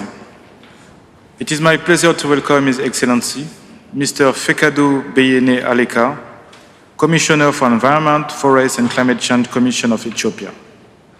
Your Excellency, you have the floor. Thank you, Mr. Chairman, Excellencies, distinguished delegates, ladies and gentlemen. Allow me to express my sincere gratitude to the government and the people of the United Kingdom and the city of Glasgow for taking this initiative of organizing this conference during this difficult time.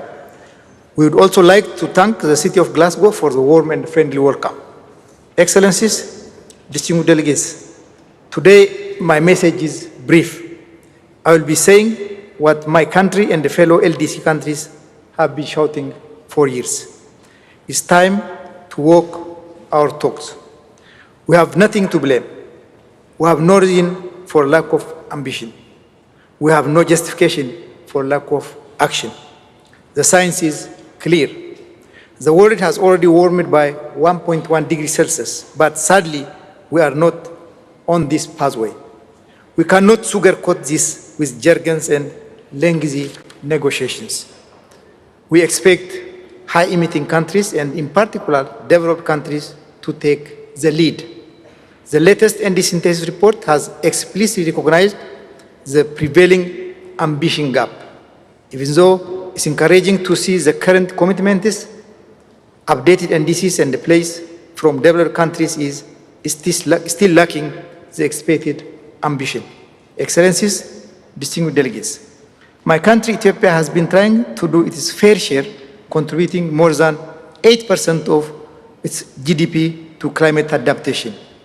We are at the forefront of the fight against climate change. Our hope is to be an example to the world. We show that with all the constraints, we are taking our ambition to the maximum. Since launching the Climate Resilient Green Economy Strategy in 2011, we have been in an iterative learning process.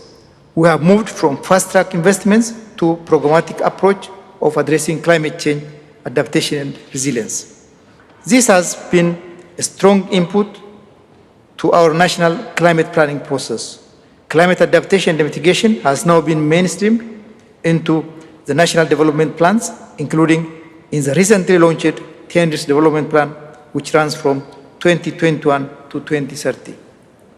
We have also communicated last July one of the most ambitious NDCs. Our pledge is to reduce greenhouse gas emissions by almost 69% from the business as usual scenario by 2030. Our updated NDC also includes detailed adaptation options in line with our national adaptation plan. We are currently pursuing the endeavor of preparing the 2050 long-term low-carbon development strategy, which will be completed in the months to come. Besides, we have identified our commitments by launching the Green Legacy Initiative in 2019. The initiative is aiming at planting 20 billion seedlings by 2022, and thus far, more than 15 billion seedlings are planted in the last 3 years alone. Moving beyond political boundaries, we have also managed to share with our neighboring countries a considerable number of seedlings as of this year, aiming at growing greener together. Excellencies, distinguished delegates, we call for more finance, capacity building, and technology transfer so that we meet our priorities and needs as identified within our national development plans, national determined contribution, long-term strategies, and national adaptation plan. Unless support is provided, this will be only shelved and not implemented. I would like to conclude by reiterating Ethiopia's continued commitment to tackling the impacts of climate change. Finally, Ethiopia wants to see the technical negotiations resulting in strong action and not mere political statements. It's time to walk our talk. I thank you.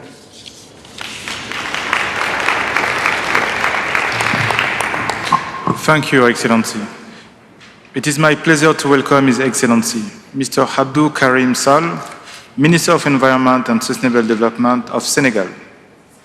Your Excellency, you have the floor.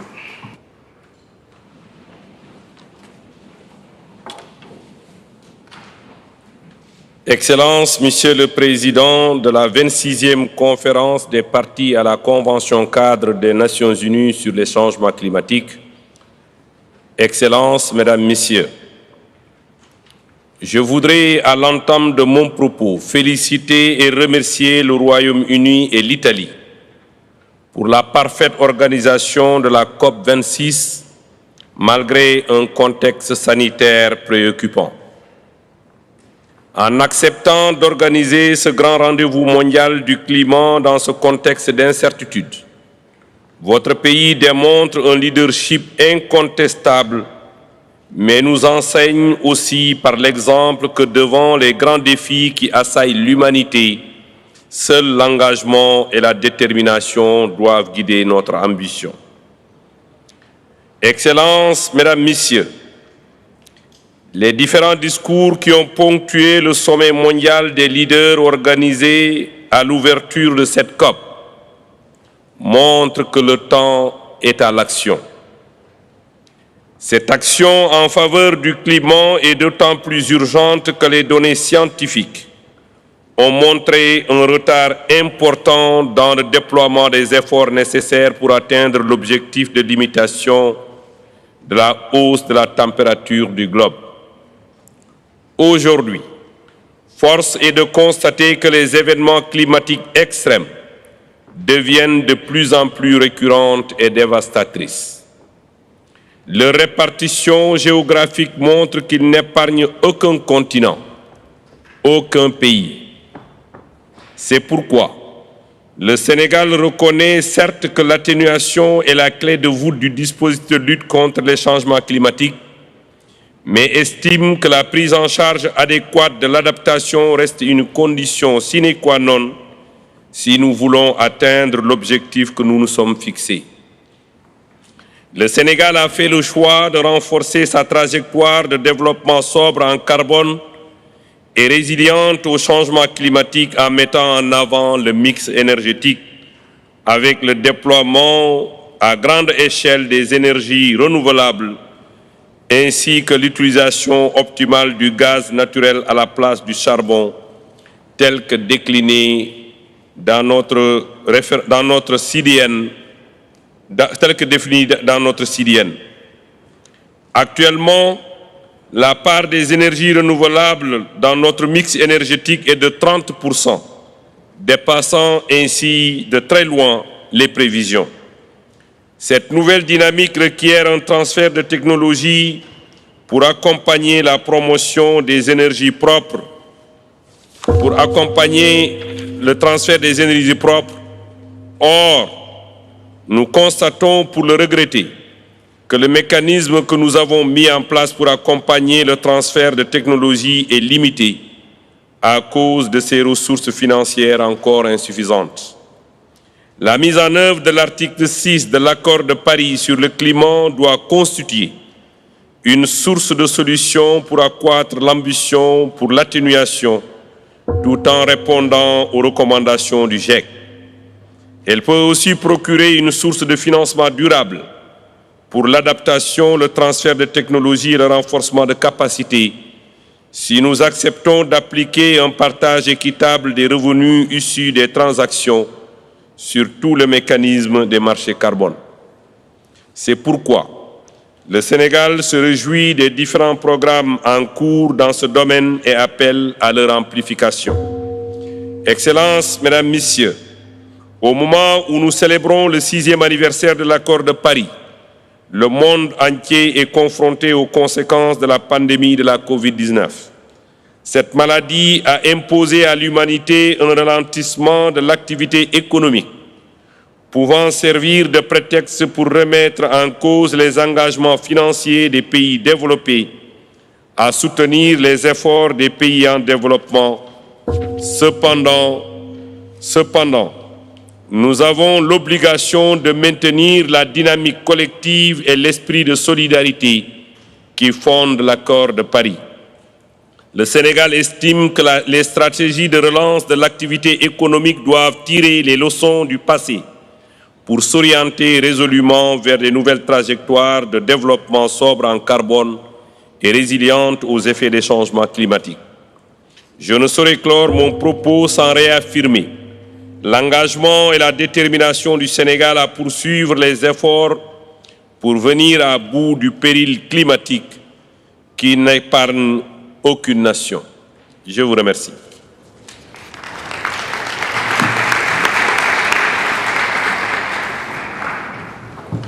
Thank you, Your Excellency. It is my pleasure to welcome His Excellency, Mr. Naif Ali Al-Habri, President of the Civil Aviation Authority of Oman. Your Excellency, you have the floor.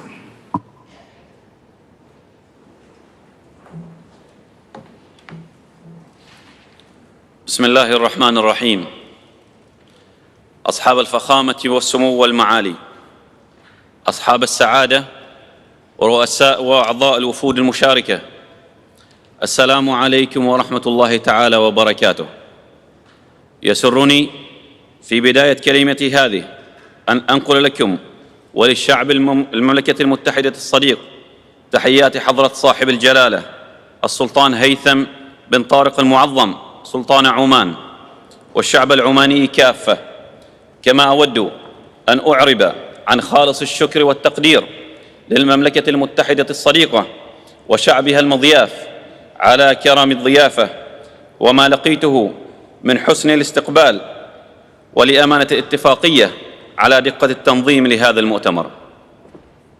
كما أكدته التقارير السابقة للهيئة الحكومية الدولية المعنية بتغير المناخ، فقد جاء التقرير التقييمي السادس للهيئة ليثبت أن الآثار السلبية للتغيرات المناخية قد أصبح واقعاً لا جدال فيه، ويؤكد على ارتباطها المباشر بزيادة تراكيز غازات الاحتباس الحراري في الغلاف الجوي منذ بداية الثورة الصناعية وحتى وقتنا الحاضر.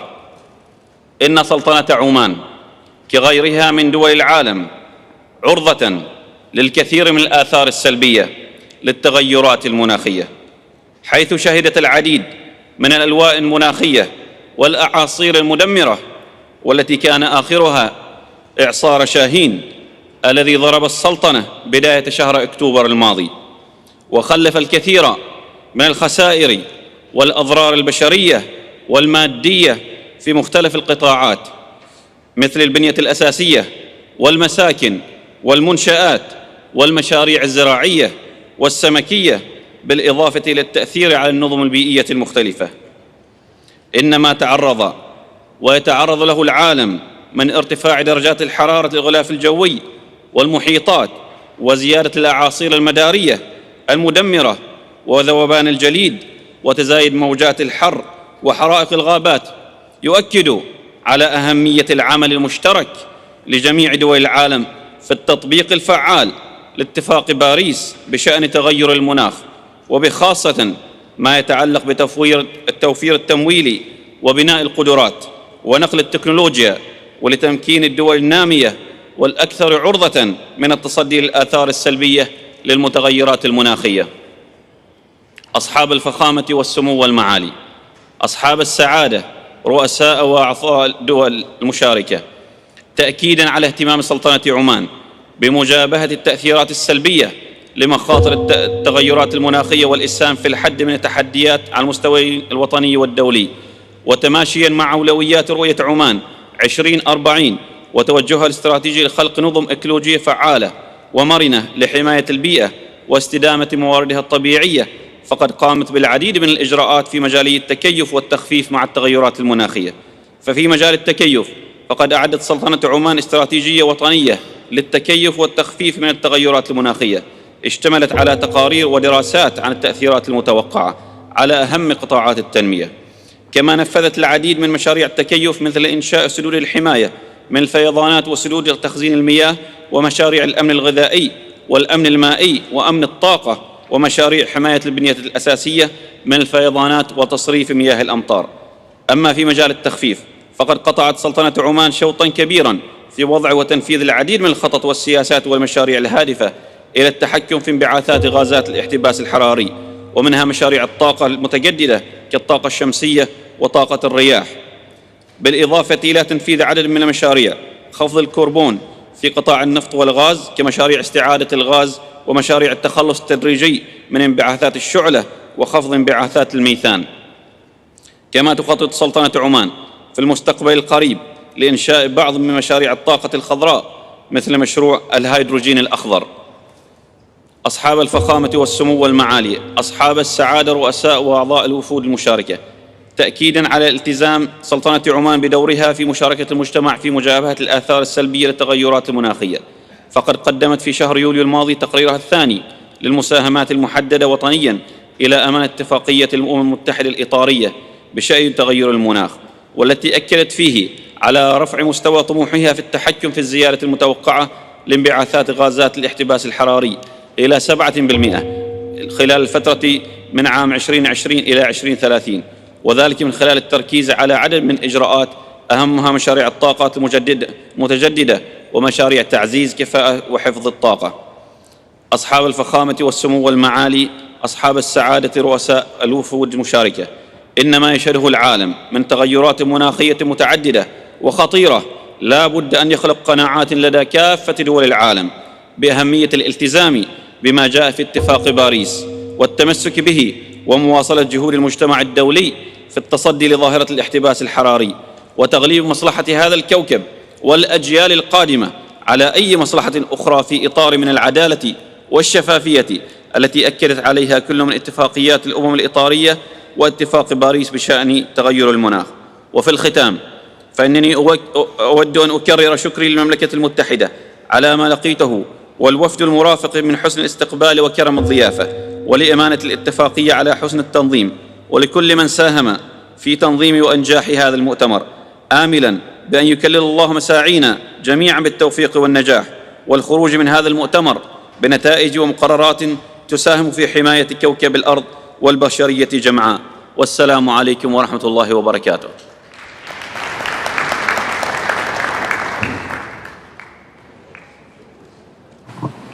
Thank you, Your Excellency. It is my pleasure to welcome His Excellency, Mr. Joaquim Leite, Minister of Environment of Brazil. Your Excellency, you have the floor.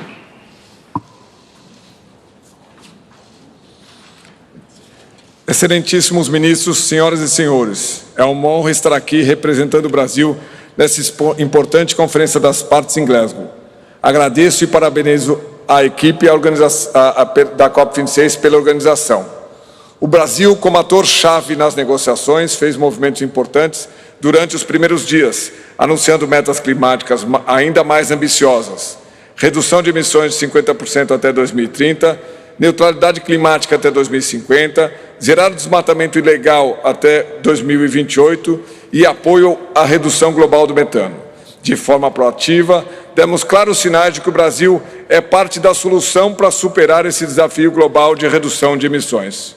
O Brasil é gigante pela própria natureza. Nossa agricultura de baixo carbono já restaurou quase 28 milhões de hectares de pastagens degradadas. Temos 16 milhões de hectares de florestas nativas em recuperação. Temos o maior programa operacional do mundo de biocombustíveis. Nossas energias renováveis contribuem com 84% de nossa matriz elétrica, gerando recorde de empregos em solar e eólica. E nosso programa de gestão de resíduos sólidos já reduziu 20% o número de lixões a céu aberto. Destacamos especialmente o programa Águas Brasileiras, com o objetivo de chegar a 100 milhões de árvores plantadas.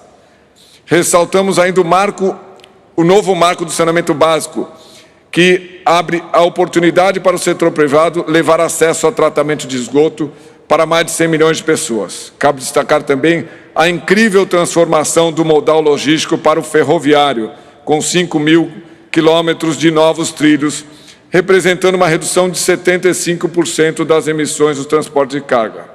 Ressaltando como resultados como esses demonstram a força da atual e real política ambiental brasileira.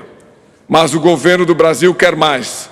Há menos de um mês, lançamos as bases do Programa Nacional de Crescimento Verde, para dar prioridade a iniciativas verdes, sejam elas públicas e privadas, voltadas à redução de emissões, à conservação florestal e ao uso racional de recursos naturais, dessa maneira contribuindo para a geração de empregos verdes. O programa já nasce com recursos dos bancos federais na ordem de 50 bilhões de dólares.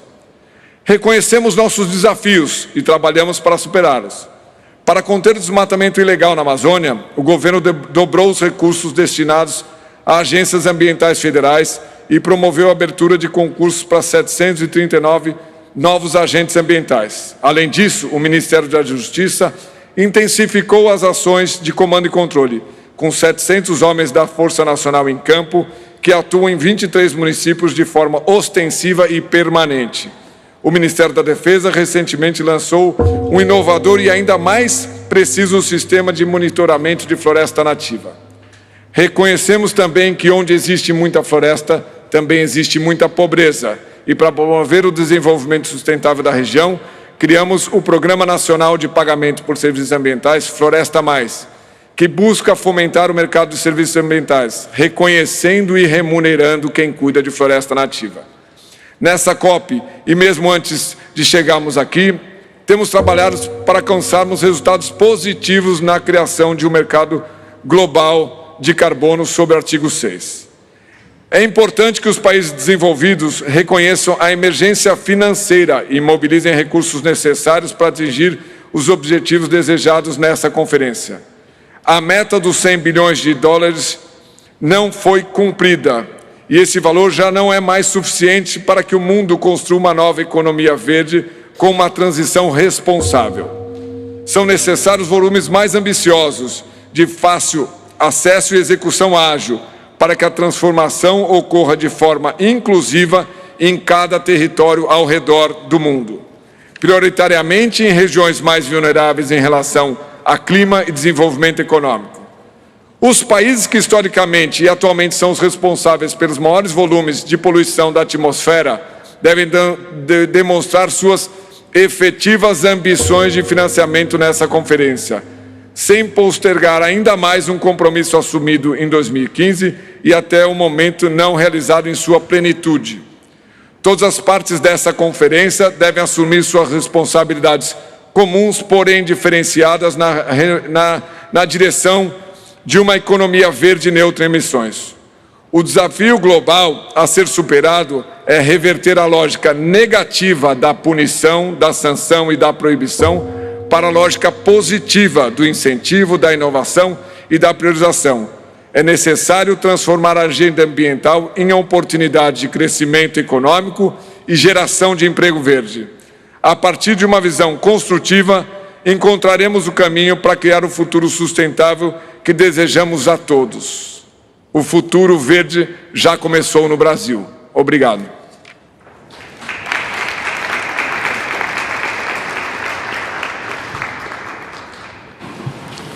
Thank you, Your Excellency. It is my pleasure to welcome His Excellency, Mr. Sultan Ahmed Al Jaber, Minister of Industry and Advanced Technology and Special Envoy for Climate Change of the United Arab Emirates. Your Excellency, you have the floor. أصحاب المعالي والسعادة، السيدات والسادة، السلام عليكم.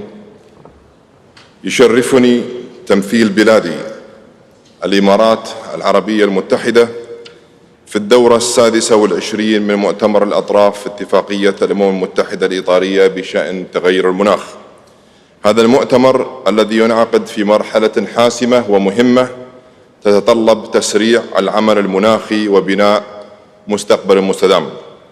وأنتهز هذه الفرصة لأشكر المملكة المتحدة على استضافة ورئاسة هذا الحدث وعلى جهودها لرفع سقف الطموح في العمل المناخي. وأود أن أنقل لكم تحيات قيادة وحكومة وشعب دولة الإمارات التي تسير على نهج مد جسور التعاون والتواصل وبناء الشراكات النوعية مع المجتمع الدولي، كما هو واضح من خلال استضافة دولة الإمارات حالياً لمعرض إكسبو 2020 دبي، حيث تتواصل العقول لصنع المستقبل. الحضور الكرام، لقد كانت التنمية المستدامة ولا تزال جزءاً أساسياً من مسيرة دولة الإمارات، فقد أرسل والد المؤسس الشيخ زايد بن سلطان آل نهيان طيب الله ثراه مبادئ الاستدامة في جميع القطاعات والمجالات، وكانت هذه المبادئ ممكناً أساسياً لجهود الإمارات في مجالات حماية البيئة وتنويع مصادر الطاقة ووضع السياسات الهادفة للحد من تداعيات تغير المناخ.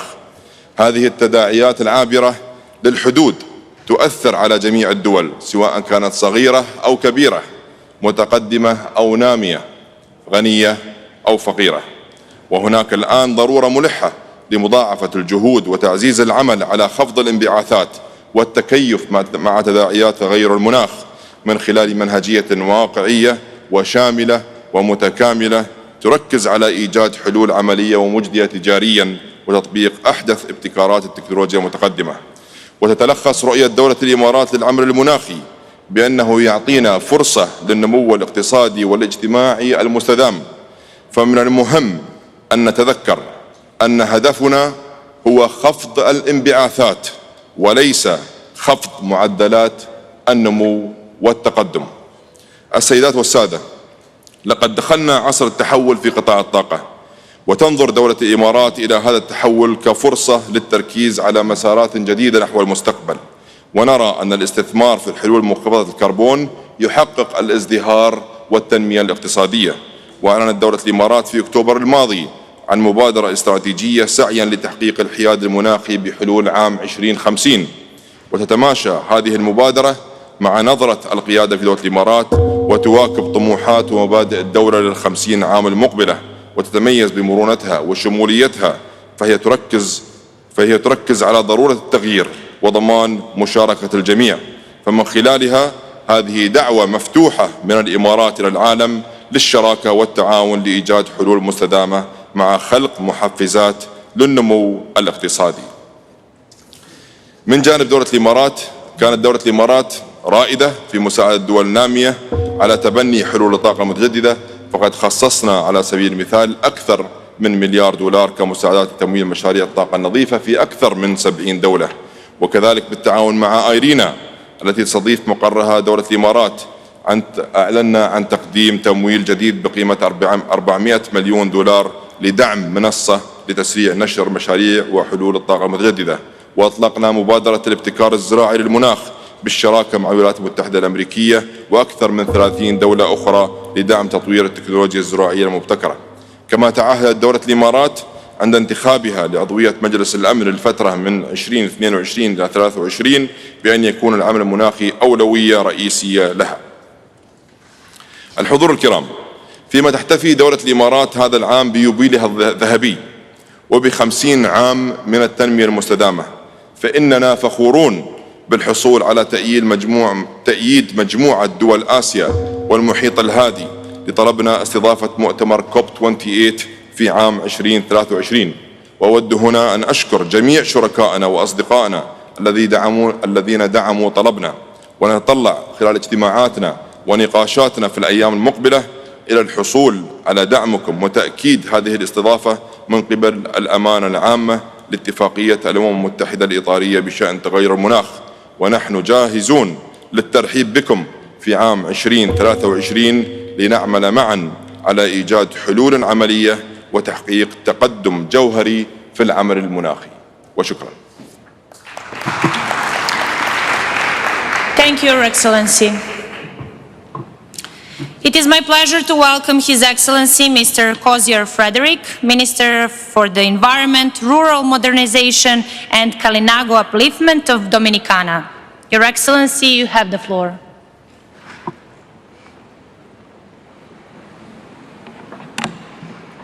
Your Excellencies, ladies and gentlemen, Dominicans are proud stewards of our pristine natural environment. We have protected Mother Earth and believe, as our invincible Kalinago ancestors did, that everything in nature is connected. And our fate as humans is tied to the trees, the water, and the air that we breathe. I am a proud descendant of the Kalinago who fought to protect our islands from the onslaught of colonization. We came close to extinction, but courage and resilience sustained us. We have a once in an intergenerational opportunity to take some brave decisions and tackle the climate crisis head-on. Dominica has made its commitment absolutely clear. Following near total destruction by Hurricane Maria in 2017, our Prime Minister expressed the aspirations of his people to become the world's first climate-resilient country. Though we have limited resources, We are throwing everything we have at achieving this. But we are running out of time to reverse destructive environmental practices that are already having severe consequences for small island developing states. That matters most, not only for you here today, but for young people growing up in our small islands and for future generations. Developed countries need to assist seeds to become resilient and sustainable. There is a moral obligation to do so. Climate justice demands it. Our young people now face an unprecedented threat. They will inherit what has been referred to as a triple jeopardy of crippling debt, a degraded environment, and frequent and destructive disasters. Seeds have high levels of debt distress, primarily linked to responding to climate impacts. And currently, there is no viable long-term debt reduction strategy. Yet still, seeds are receiving less than 2% of all climate finance. Almost all the Aichi biodiversity targets for the last decade were missed. Hurricanes are becoming more frequent and more intense. Dominica and other small islands are seeking new opportunities. These lie in decarbonization and renewable energy technologies, in more sustainable forms of tourism, and digitization of the economy. The younger generation is already on board. They are seeking out opportunities to innovate. They are bold, less jaded by the past, but they are also driven by a desire to live on a healthy planet, to preserve the territorial and cultural integrity of the island homes in their lifetimes. Dominica has a clear plan to become climate resilient, but we cannot do this alone. The clock is ticking, and the challenge is immense. And we therefore call on our developed partners countries, provide the support that seeds need for mitigation and adaptation efforts. Help us achieve 1.5 to stay alive. I close with this nugget of wisdom from North American Indian Chief Seattle. Humankind has not woven the web of life. We are but one thread within it. Whatever we do to the web, we do to it to ourselves. All things are bound together. All things connect. Thank you. Thank you, Your Excellency. It is my pleasure to welcome His Excellency Mr. Mohammad Ahmad Lazina, Minister of the Environment, of Fisheries and Sustainable Development of Chad. Your Excellency, you have the floor. Thank you.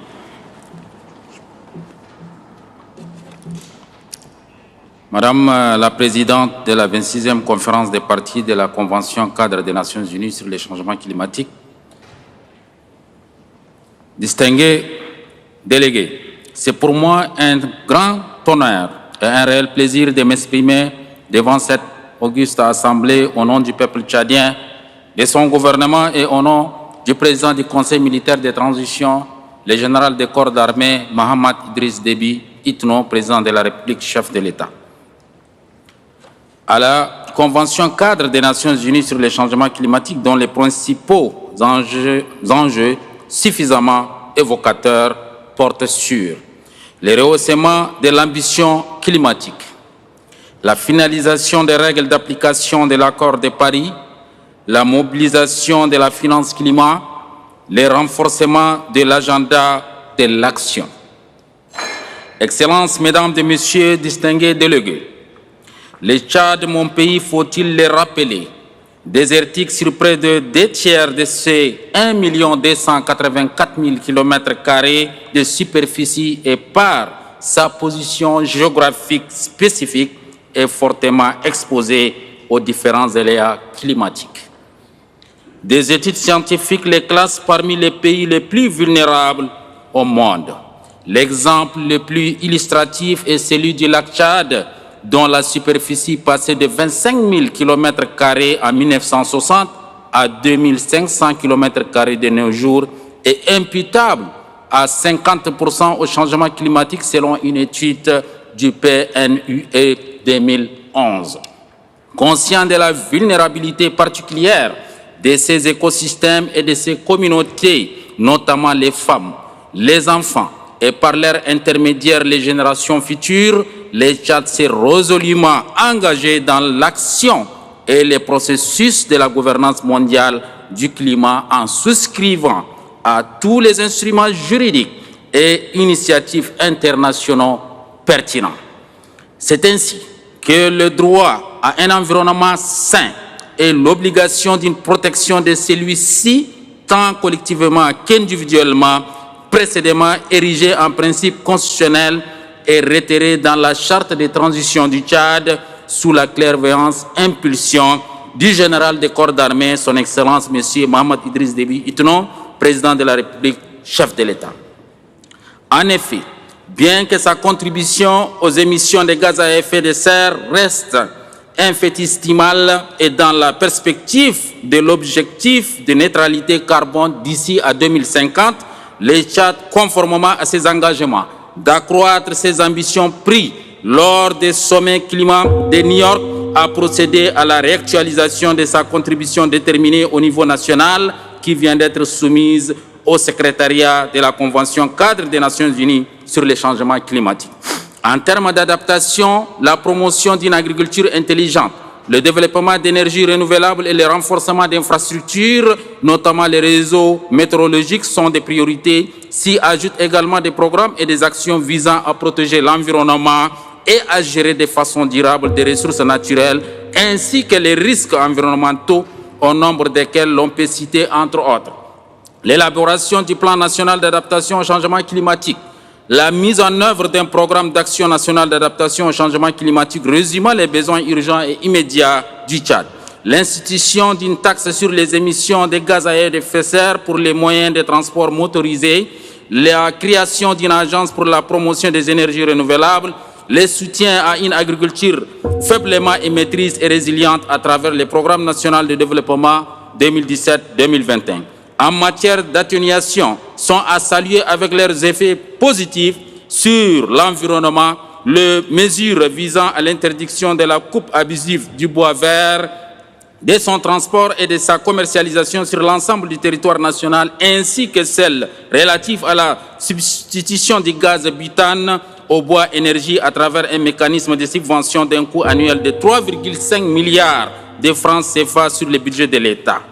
C'est pourquoi nous souscrivons entièrement au domaine d'intervention prioritaire en Afrique, que sont les économies circulaires, bleues et océaniques, la biodiversité et les énergies renouvelables comme solutions novatrices pour relever les défis environnementaux et instaurer des modes de consommation et de production durables, et invitons le programme des Nations Unies pour l'environnement à ériger ces domaines au rang de priorité dans ses activités en Afrique. Excellences, Mesdames et Messieurs, distingués délégués, cependant, au regard du contexte économique et financier actuel, peu favorable, dans lequel se trouvent plongés des États, je voudrais saisir l'opportunité qui m'est offerte pour exhorter tous les partenaires techniques et financiers, notamment les fonds pour l'environnement mondial, à continuer d'apporter à nos pays en développement leurs appuis multiformes sans lesquels il leur serait difficile de respecter leurs engagements aux autres mécanismes de financement internationaux de la gouvernance environnementale, d'action climat, notamment les fonds verts climat et les fonds d'adaptation. Je lance un vibrant appel aux fins d'un allègement significatif de leurs procédures contraignantes en vue de permettre à nos États en voie de développement un accès rapide et direct à leurs ressources pour faire face à leurs engagements. Au final, pour rappel, je voudrais signaler que le Tchad, notre pays, porte d'entrée du désert qui avance de 4 km par an, constitue un rempart pour les pays abritant les forêts du bassin du Congo, qui sont les deuxièmes poumons écologiques mondiaux. Si cette digue venait de se rompre, c'est tous les bassins du Congo qui en subiraient les effets pervers. C'est la raison pour laquelle, du haut de cette tribune, je plaide pour plus de financement climatique au Tchad dans le cadre de ces efforts dans la mise en œuvre de son vaste programme de restauration des terres dégradées et des écosystèmes. L'urgence climatique étant là, il faut agir vite et maintenant, sinon il serait trop tard. Je vous remercie. Thank you. Thank you, Your Excellency. It is my pleasure to welcome Ms. Lily Albino Akol, Deputy Minister of Agriculture and Food Security of South Sudan. Madam, you have the floor. Thank you. Mr. President, Excellencies, all protocol observed. It's with great honor that I convey to you the greetings and well wishes of His Excellency General Salva Kiir Mayardit, President of the Republic of South Sudan. Although he has not been able to attend in person due to some pressing issues, he is keenly following the conference and is fully committed to the implementation of the COP26 resolutions. I would be remiss if I do not take this opportunity to congratulate you, Mr. President, on your election as President of COP26 and wish you success during your tenure. Excellencies, as we are aware, South Sudan signed and ratified the Paris Agreement since 2016. However, we are still in the process of developing the Paris Rulebook. As we do so, the climate crisis is worsening globally and at home. For a third year in a row, 9 out of the 10 states in South Sudan are flooded. Subsequently, over 1.5 million people have lost their livelihoods or are living under dire conditions. Additionally, droughts, excessive heat, heat waves, and irregular rain patterns are causing crop failure and further destruction to the already dilapidated livelihoods of our people. Mr. President, as a matter of fact, it is indisputable that South Sudan's emissions are negligible. Nevertheless, we submitted a very ambitious second nationally determined contributions and our first national adaptation plan to the United Nations Climate Change Conference. We will all agree that the implementation of these strategies and plans will only be realized with the provision of climate finance, especially by the developed countries. Although the $1 million pledge for 2020 was not met, it is our hope that the targeted funding will be met by 2023. But given the magnitude of the catastrophes brought forth by climate change, we believe that the 100 billion pledge is not sufficient to address these pressing challenges. Therefore, we implore the parties to increase their contributions. South Sudan also recommends that 50% of the funds raised be earmarked for the adaptation projects, and that the funds be provided as grants rather than loans. On the emissions gap, we appeal to all the parties that have not yet submitted their nationally determined contributions to do so immediately, so that all the parties are able to meet the 1.5 goal. Mr. President, South Sudan commends the declaration on deforestation and land use and hopes that it will access funding to complement its national plan for planting 100 million trees in 10 years. In our efforts to curb deforestation, South Sudan intends to generate 3,000 megawatts of power from renewable energy. In the area of agriculture and food production, South Sudan plans to engage the agriculture sector in introducing smart agriculture technology. All these efforts, as you know, Excellencies, require financial support, capacity building, and technology transfer. Mr. President, to succeed in our fight against climate change, it is the responsibility of big emitters to raise their ambitions and drastically cut their emissions. It is only in doing so that the world will reverse the dangerous trend that we are taking. In conclusion, Mr. President, Your Excellencies, we declare to all the parties that South Sudan will play its utmost role in ensuring that we save the planet and preserve it for the future generations. Thank you. Thank you for your statement. It is my pleasure to welcome Mr. Rauf Hajiev, Deputy Minister of Ecology and Natural Resources of Azerbaijan. Sir, you have the floor.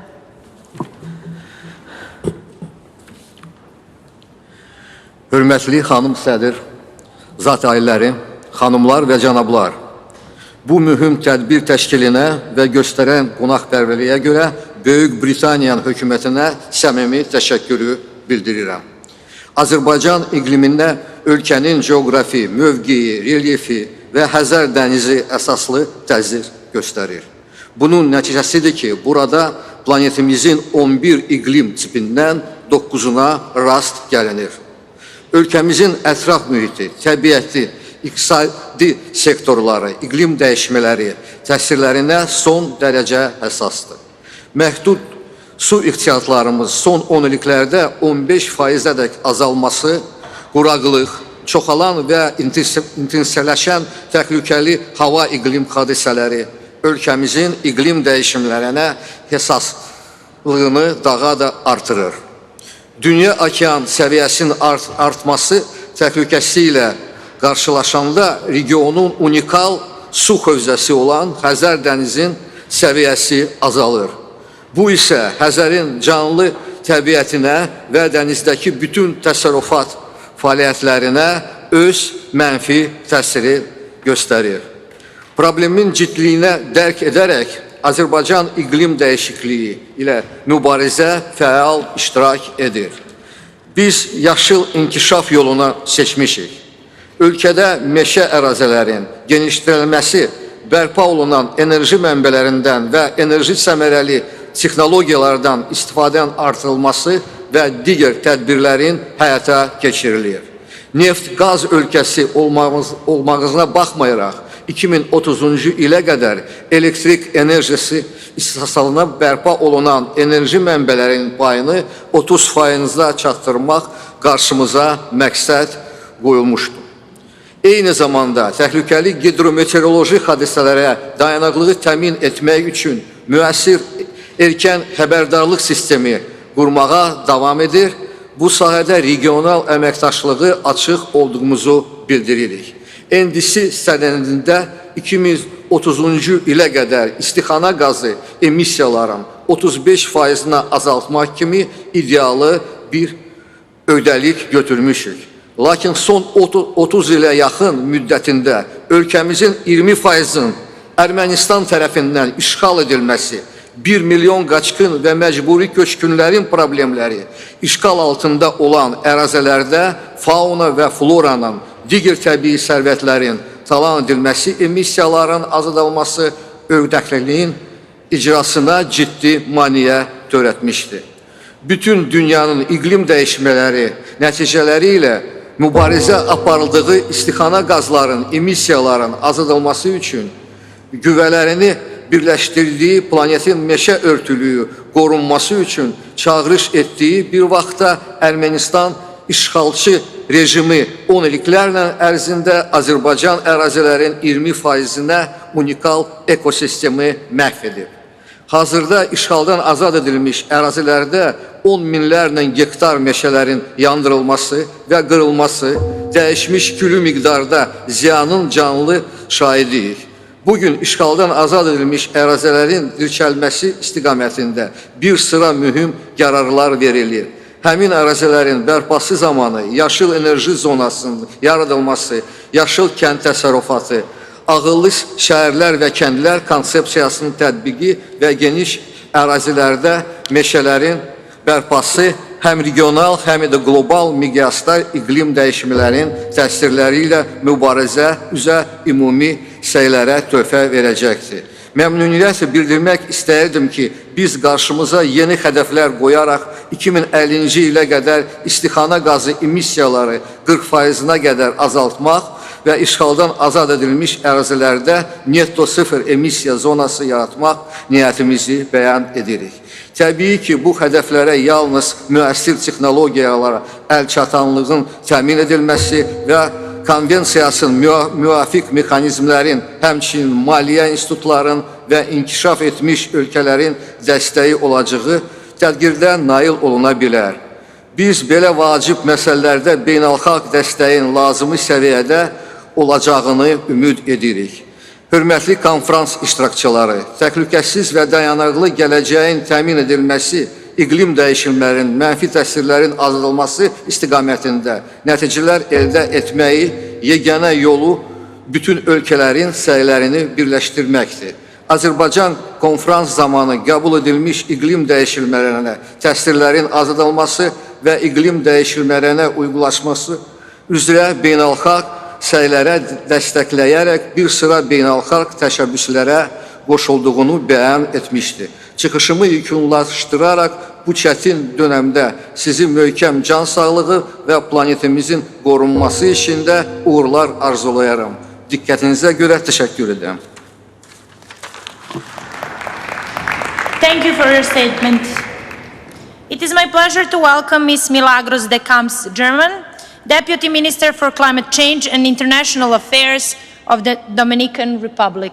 Madam, you have the floor.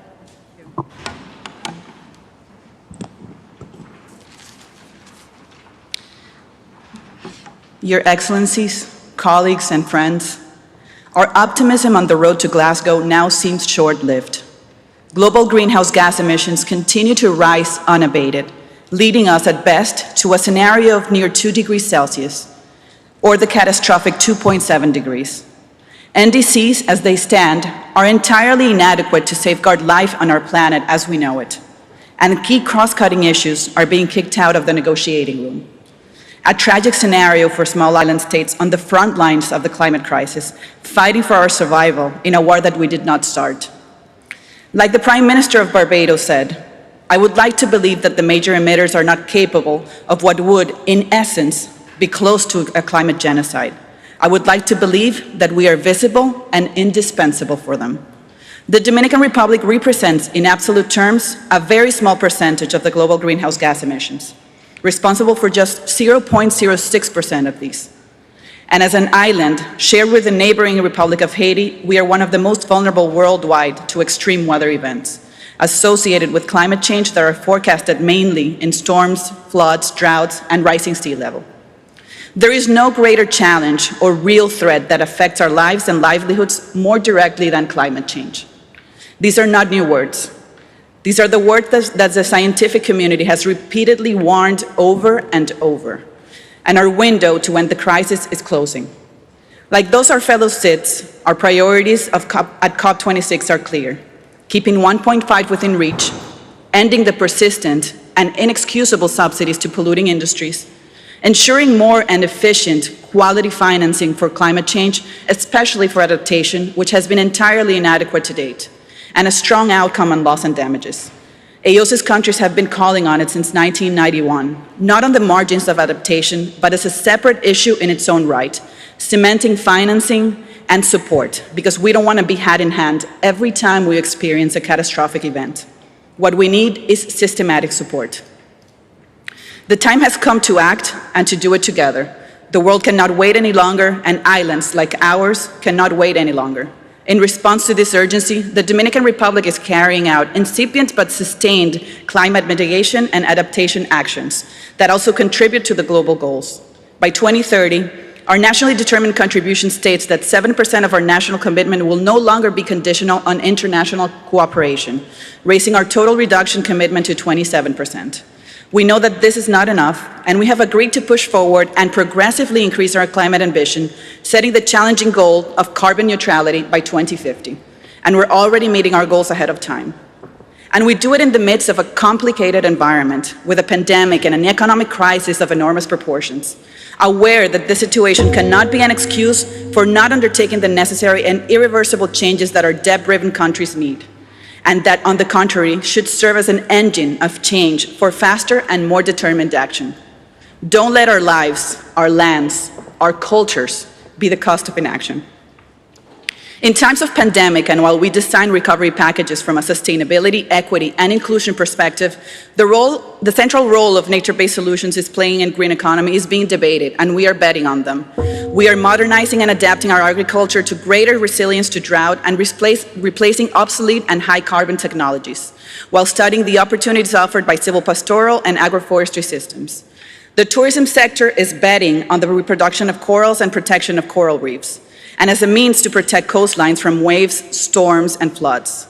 Increasing protected areas and forest coverage, currently representing 42% of our land, our reforestation efforts are focused on coastal resilience, planting mangrove trees along the coast of the Dominican Republic and developing a blue economy, and restoring degraded sites, protecting our biodiversity, and last, developing a sustainable financial system that guides investment towards climate action, diversifying the existing framework of financial instruments. We have become the third country in the region and the 13th in the world to sign an emission reduction purchase agreement for the totality of our emissions reduction, at a very unfavorable price, however, which does not reflect the true cost of abatement of polluters. Also, we are committing to promoting a true energy transition in the country, which contributes to the reduction of greenhouse gas emissions, focusing on transforming our energy matrix to build resilience, already close to meet our goal of 30% of renewables by 2030, and have recently become a regional leader in terms of electric mobility. We've also gone a long way in bringing a more diverse and intergenerational delegation, which has undoubtedly enriched our discussion and brought more perspectives to the table. Long-term finance and climate action and its sustainability depends on having everyone contributing in its decision-making and implementation. We, island nations, have done and are doing everything within our reach, but this might not be enough to survive. We have arrived at COP convinced that climate change is humanity's most pressing challenge at this time, and that the recovery of our economies must be a green recovery. We don't want to go back to a normality where our survival is taken for granted. We have to build a better way forward. We hope to count on the collaboration and cooperation of the international community to make the structural changes and required financing mechanism viable. This is the time to act. Let's not fail anymore because we cannot afford it. Thank you very much. Thank you for your statement. It is my pleasure to welcome Mr. Alfredo Mamani Salinas, Deputy Minister of Strategic Development of Natural Resources of Peru. Sir, you have the floor.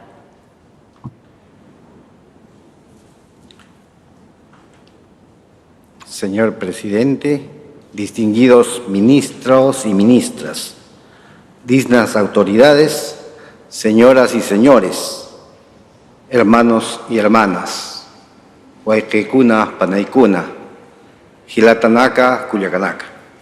Reciban un saludo del presidente del Perú, Pedro Castillo, y del ministro del Ambiente. Son tiempos de urgencia climática. La ciencia nos ha presentado evidencias contundentes sobre los alarmantes cambios que atraviesa el planeta. El reciente reporte del IPCC alerta sobre el aumento de las temperaturas. Las inundaciones, sequías, incendios y otros fenómenos continuarán acelerándose, con efectos adversos especialmente para los países de América Latina y el Caribe. Por ello, debemos actuar y asumir compromisos políticos que sean suficientemente ambiciosos para limitar el aumento de la temperatura a 1,5 grados centígrados y asegurar nuestra supervivencia, la del planeta y sus especies. Por ello, llamamos a todos los países y en particular a aquellos altamente emisores para realizar nuestros mejores esfuerzos en adoptar las decisiones necesarias aquí en Glasgow que permitan cumplir el objetivo del Acuerdo de París. Para mi país, estas decisiones deben reconocer la importancia de la ciencia y que ella debe alimentar los procesos de formulación y comunicación de las contribuciones determinadas a nivel nacional o NDC, que hemos denominado nuestro desafío climático, las cuales deben tener un periodo de implementación de 5 años. Debemos también tener claridad sobre la nueva meta de financiamiento y los alcances de una meta global de adaptación, contar con formatos tabulares comunes que nos permitan realizar el seguimiento sobre el avance de la implementación de las NDC, y contar con reglas claras para los enfoques cooperativos de mercado, garantizando la integridad ambiental y evitando la doble contabilidad. El mundo entero nos está observando y demandando actuar con urgencia. Por ello, como líderes debemos promover la lucha contra el cambio climático con un enfoque de derechos humanos, de género, intergeneracional e intercultural, en tránsito hacia el desarrollo sostenible.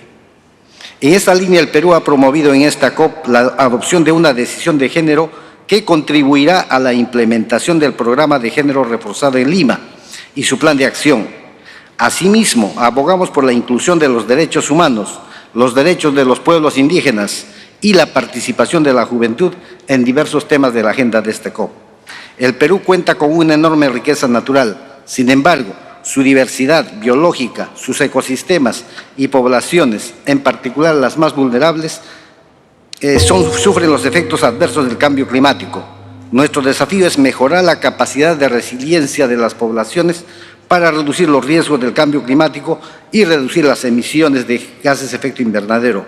Por ello, venimos realizando las siguientes acciones. Primero, la implementación de la Ley Marco sobre Cambio Climático y su reglamento, que se constituye en un marco normativo robusto. Segundo, en relación a la mitigación, el Perú se ha comprometido a reducir el 40% sus emisiones de carbono hacia el 2030, con una firme perspectiva de convertirse en un país carbono neutral al año 2050. Tercero, respecto a la adaptación del cambio climático, es una prioridad para mi país. Por ello, contamos con el Plan Nacional de Adaptación al Cambio Climático, que contribuirá a alcanzar la meta global de reducir los daños y las pérdidas generadas por los peligros asociados al cambio climático, con un fuerte enfoque en el desarrollo sostenible. Cuarto, estamos actualizando la Estrategia Nacional ante el Cambio Climático con una visión de largo plazo al 2050, que definirá la ruta de Perú hacia el carbono neutralidad y resiliencia, y de esta manera cumplir con los compromisos asumidos ante el Acuerdo de París para contar con una estrategia de largo plazo. Además, el presidente Pedro Castillo anunció en la última Asamblea General de las Naciones Unidas que el Perú aprobará la declaratoria de emergencia climática a fin de adoptar acciones urgentes que contribuyan a revertir la tendencia nacional y global derivada del cambio climático, asegurando el bienestar de las presentes y futuras generaciones. Y por último, y no menos importante, en los últimos años el Perú ha construido una base sólida que sostiene su institucionalidad climática y que garantiza una participación de actores estatales, no estatales, gremios, sociedad civil, pueblos indígenas, a diferentes niveles en los procesos de diseño, implementación y monitoreo de las medidas de adaptación y mitigación. Cabe destacar entre ellas la plataforma de pueblos indígenas para enfrentar el cambio climático, espacio para articular las propuestas de medición de adaptación y mitigación de los pueblos indígenas u originarios y sistematizar sus conocimientos tradicionales y prácticas ancestrales en cambio climático. Para el Perú, reducir los riesgos frente al cambio climático sí es posible. Se necesita reconocer que todos debemos actuar y realizar nuestros mayores esfuerzos para garantizar el buen vivir de las futuras generaciones. Muchas gracias. Thank you for your statement. It is my pleasure to welcome Ms. Roida Nahar, General Director of the Ministry of Local Administration and Environment of the Syrian Arab Republic. Madam, you have the floor. السادة رؤساء الوفود، السيد رئيس المؤتمر، السيدات والسادة الحضور، أسعد الله أوقاتكم. يطيب لي في البداية أن أعرب باسمي وباسم الجمهورية العربية السورية عن خالص الشكر والتقدير لرئاسة المؤتمر والمملكة المتحدة حكومة وشعبا على استضافة هذا المؤتمر الهام في مدينة غلاسكو، وعلى حسن الاستقبال وكرم الضيافة. والشكر موصول إلى أمانة الاتفاقية، هذه الاتفاقية على كل ما بذلته من جهد للوصول إلى عقد هذا الاجتماع، وخاصة خلال جائحة كوفيد. أيها السيدات والسادة، عانت سوريا من الظروف القاسية نتيجة الحرب التي فرضت عليها في السنوات العشر الماضية وآثارها السلبية على البيئة والمجتمع بجميع مكوناتها، مما أدى إلى إعاقة العملية التنموية وتراجع القدرة على معالجة المشاكل البيئية والحد منها، ولا سيما في ظل الإجراءات أحادية الجانب من قبل بعض الدول وتوقف العديد من تنفيذ المشاريع الدولية الهادفة إلى حماية البيئة وتحقيق التنمية المستدامة، وخاصة المشاريع الخاصة بمكافحة تغير المناخ. بما فيها نقل التكنولوجيا النظيفة والصديقة للبيئة.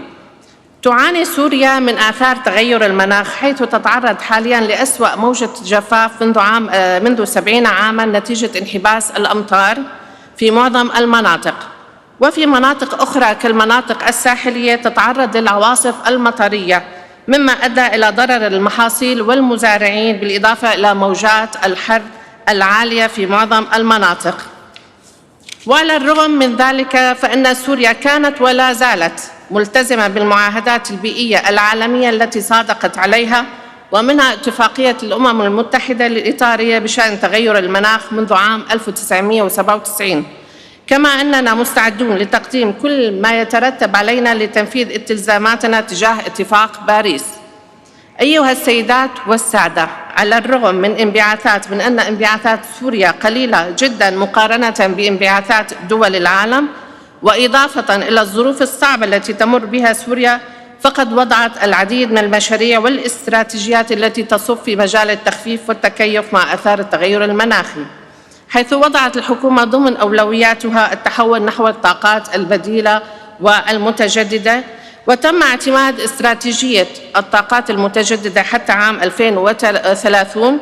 كما صدر مؤخراً قانون هو صندوق الطاقات المتجددة دعم استخدام الطاقات المتجددة وتحسين كفاءة الطاقة رقم 23 لعام 2021. طبعاً هذا الهدف منه تقديم القروض الميسرة لدعم مشاريع استخدام الطاقات المتجددة. توجهت الحكومة نحو زيادة المناطق الحراجية، وخاصة أن الغابات تعرضت لتدهور كبير نتيجة الحرائق وهي مستمرة حتى تاريخه، نظراً لضعف الإمكانيات الحالية للاستعداد والاستجابة نتيجة الحصار. كما تبذل الحكومة جهوداً أيضاً كبيرة في مجال وضع آليات لإعادة تأهيل المناطق السكنية المتضررة في مرحلة إعادة الإعمار تراعي فيها العوامل البيئية وظروف المناخ. السادة الحضور، قدمت سوريا بلاغها الوطني حول تغيرات المناخ في عام 2010، ولم نتمكن من إعداد البلاغ الوطني الثاني بسبب توقف الدعم والتمويل اللازم حتى الآن لهذه البلاغات من قبل الجهات المانحة والمنظمات الدولية ذات العلاقة بسبب الإجراءات الاقتصادية أحادية الجانب المفروضة علينا. ولاحقاً لانضمام سوريا لاتفاق باريس، قامت وزارة الإدارة المحلية في سوريا بجهود وطنية بمشاركة جميع القطاعات في سوريا بإعداد وثيقة المساهمات المحددة وطنياً، والتي تم من خلالها تأكيد الأنشطة والخطط الوطنية للتكيف مع آثار تغير المناخ وتقليل انبعاثات الكربون. أيضاً تم إنجاز مشروع الاستعداد والجاهزية للوصول لموارد الصندوق الأخضر، ويتم نقوم الآن بإعداد حزمة من المشاريع ليتم تقديمها للصندوق. بخصوص التكيف، قمنا بالعمل مع صندوق التكيف على مشروع التكيف في الغوطة الشرقية وبمساعدة المجتمع المحلي على التكيف مع التغير المناخي، وتمت المباشرة به.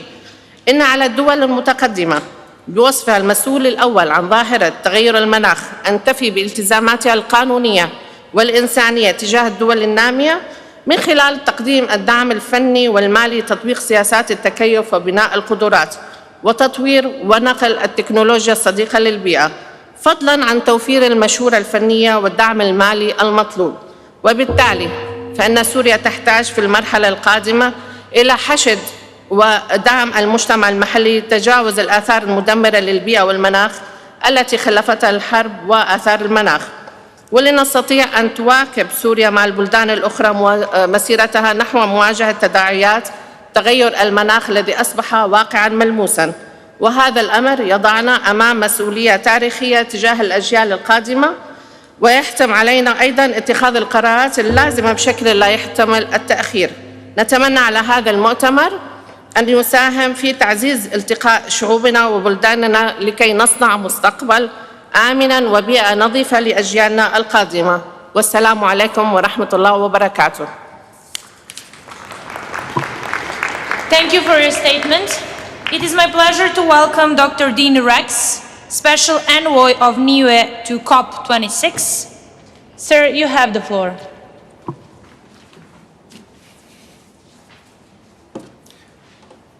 Excellencies, distinguished guests, delegates, fellow small island states, and especially Niue's Pacific family. A warm whakalofalahiyatu to you all. It is my distinct privilege to convey this message to you all on behalf of my Premier, the Honourable Dalton Tangilangi, and the people of Niue. Niue extends its gratitude to the United Kingdom, to the City of Glasgow and its welcoming people, to the Right Honourable Alok Sharma, COP26 President. We commend you and your team on the enormous effort in hosting this conference, and we commit our full support for a successful outcome. Mr. President, 19 years ago, Niue's Premier addressed the World Summit on Sustainable Development. He said, history and our children would judge us. And at COP26, my friends, the message is the same. History and our children will judge us that we are failing. As a global family, we should have made much more progress by now, so that no country should have to come to another COP and say that line again. For decades, we have heard promises of ambition, and yet time after time there is no action, only targets and failed promises. We must achieve success here, not just for us, but for our children and their children. Mr. President, this COVID-19 pandemic and the subsequent economic crisis has seen the world take bold and decisive action. Central banks mobilized trillions to combat the crisis. COVID-19 vaccines were produced in record time. Let us now apply that bold, decisive action to fighting climate change. In Paris in 2015, we all agreed to pursue efforts to limit global warming to less than 1.5 degrees Celsius. Unfortunately, the recent IPCC report shows that we are failing. We are heading for 2.7 degrees. The UN Secretary General said the report was a code red for humanity. Code red. Mr. President, COP26 must finalize the Paris Agreement. In recent years, Niue has experienced an increase in both frequency and severity of tropical cyclones. We have suffered huge economic and non-economic loss. To mitigate for these threats, vulnerable infrastructure has had to be moved and relocated at great cost. Loss and damage must be addressed using not just insurance facilities with exorbitant premiums that we cannot afford, but other creative financial instruments. Mr. President, Niue's carbon emissions are almost zero, and yet we have made bold commitments in our national determined contributions. Currently, solar energy provides 38% of our national power grid, and our target is 80% by 2025. What we do is tiny in the global scheme. What we need is a bolder commitment to reducing emissions by the world's largest polluters. Fossil fuel subsidies must be phased out and redirected to adaptation and mitigation efforts. Niue calls upon the G20 nations and big business for greater commitments in their NDCs to meet the necessary ambition and to keep 1.5 alive. Mr. President, many of us have faced significant challenges in accessing climate finance for our national adaptation plans. The process needs to be simpler and quicker to ensure climate programs are not scuttled before they get off the ground. We need a clear path. We call on you to support the pathways that work for developing countries and invest in sustainable finance mechanisms that take into consideration our absorptive capacity and will build our capability incrementally.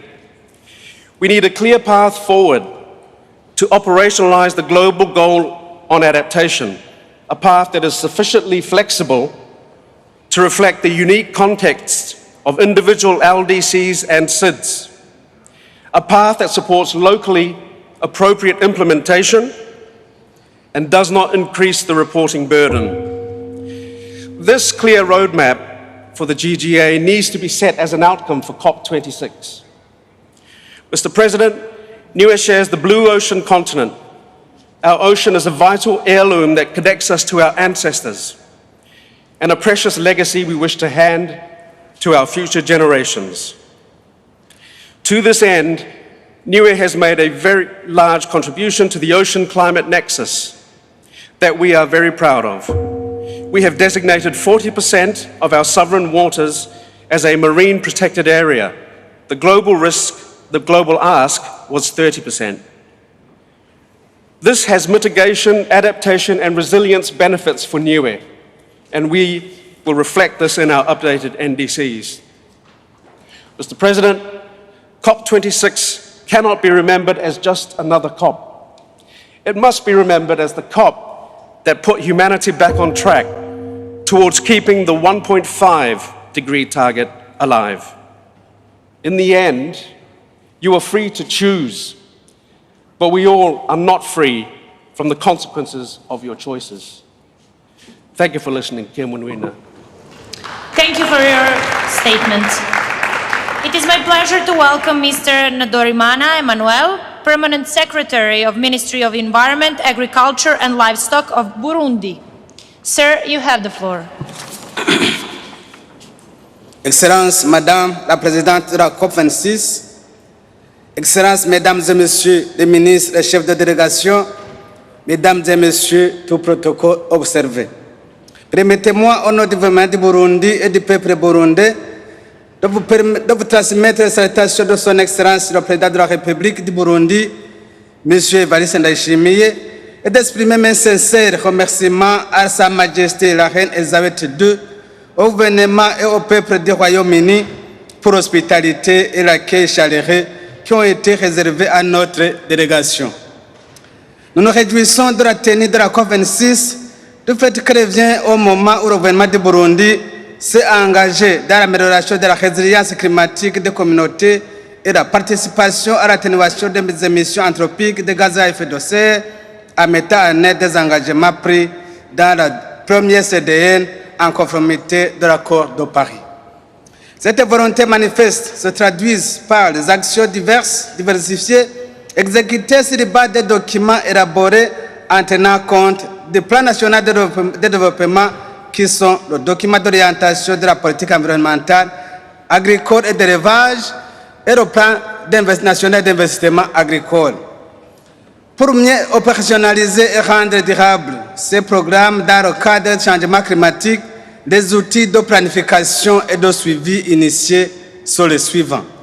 Le plan national de développement mettant en avant la sauvegarde de l'environnement sain et favorable aux partenariats publics et privés et l'intégration régionale et internationale, le plan d'action national d'adaptation au changement climatique, la stratégie nationale sur le changement climatique et son plan d'action, la mise en place d'un décret portant protection des sources d'eau, la plateforme nationale de réduction des risques et des gestions catastrophiques, les institutionnalisations du système d'inventaire de gaz à effet de serre, la mise en place d'un vaste programme de reboisement qui vise la reforestation sur tout le territoire national et enfin la mise à jour des contributions déterminées au niveau national de la deuxième génération.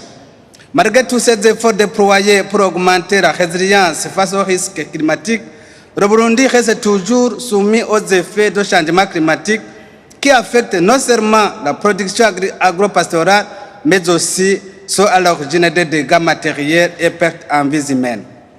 C'est pourquoi le Burundi, comme d'autres pays ici présents, voudrait saisir de cette occasion pour solliciter auprès des partenaires bilatéraux et multilatéraux un soutien financier pour la mise en œuvre des outils existants qui prônent pour la résilience des communautés face au changement climatique et un appui technique et financier pour consolider le développement des énergies renouvelables suffisantes afin de protéger les ressources ligneuses très consommées, ralentir la dégradation des terres et celle des écosystèmes ainsi que la disparition de leur diversité.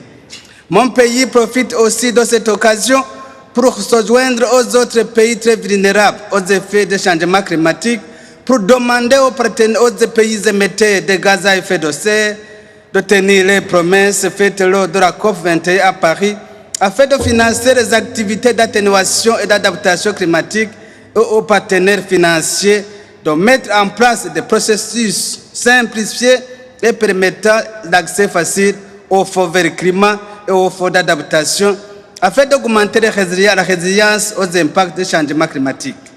Du reste, notre pays s'engage de continuer à faire respecter les accords internationaux pour atteindre des solutions concrètes et enfin construire ensemble un monde libéré des effets du changement climatique. Vive la coopération internationale sans menace de l'environnement. Je vous remercie.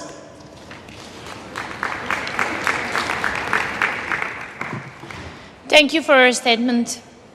It is my pleasure to welcome Mr. Bahadur Sheralizoda Ahmad John, Chairman of the Committee for Environmental Protection of Tajikistan. Sir, you have the floor. Mr. President, Excellencies, ladies and gentlemen, on behalf of the government of the Republic of Tajikistan, it's a great honor for me to address this gathering. Tajikistan, as a mountainous, landlocked country, forms about 60% of the water resources of Central Asia and is the main location of region's glaciers, where the bulk of the region's water resources are formed, thus playing an important role in ensuring sustainable development in the entire Central Asian region. We, over the recent decades, observe rapid melting of glaciers, dramatic reduction of water resources, increase of mudflows and floods, drought and natural disasters induced by climate change. This situation has been causing a significant damage to our national economy and severely undermines our efforts towards achieving sustainable development. I would like to take this opportunity to reiterate the proposal of the President of the Republic of Tajikistan to proclaim 2025 as the International Year of Glacier Preservation. Tajikistan repeatedly appeals to the international community to create an international fund for glacier preservation, through which we could mobilize efforts and resources for practical steps to preserve glaciers, the most important source of fresh water in Central Asia. Ladies and gentlemen, the contribution of our country in terms of GHG emission is minimal. Nevertheless, Tajikistan, in its updated version of the nationally determined contributions, undertook enhanced commitment to reduce GHG emissions within 60–70% unconditional and with 50–60% with significant attraction of international assistance. This will mainly be achieved through development of hydropower resources, the potential of which is enormous in our country. With the global community's new aspiration to achieve net zero ambition, we commit to doubling our hydroelectric capacity by 2050. Additionally, to reduce emissions from the transport sector, we intend to accelerate the transformation of the country's urban mobility, implement afforestation programs to increase the carbon capturing capacity of Tajikistan. Of course, without the necessary resources, finance, capacity building, and technology transfer, the achievement of this assigned task can take many years. Therefore, for many developing countries, the proactive assistance of the international community is in great demand. Given the national circumstances, Tajikistan would like to urge for more focus on adaptation measures, enhanced accessibility, and clear delivery plan for climate finance for developing countries. Distinguished delegates, Tajikistan looks forward to work with the Presidency and our development partners to address urgent and long-term issues in a collaborative manner to achieve concrete and tangible results. Thank you very much. Thank you for your statement. It is my pleasure to welcome His Excellency Mr. Sumbue Antas, Ambassador of Vanuatu to Switzerland. Your Excellency, you have the floor.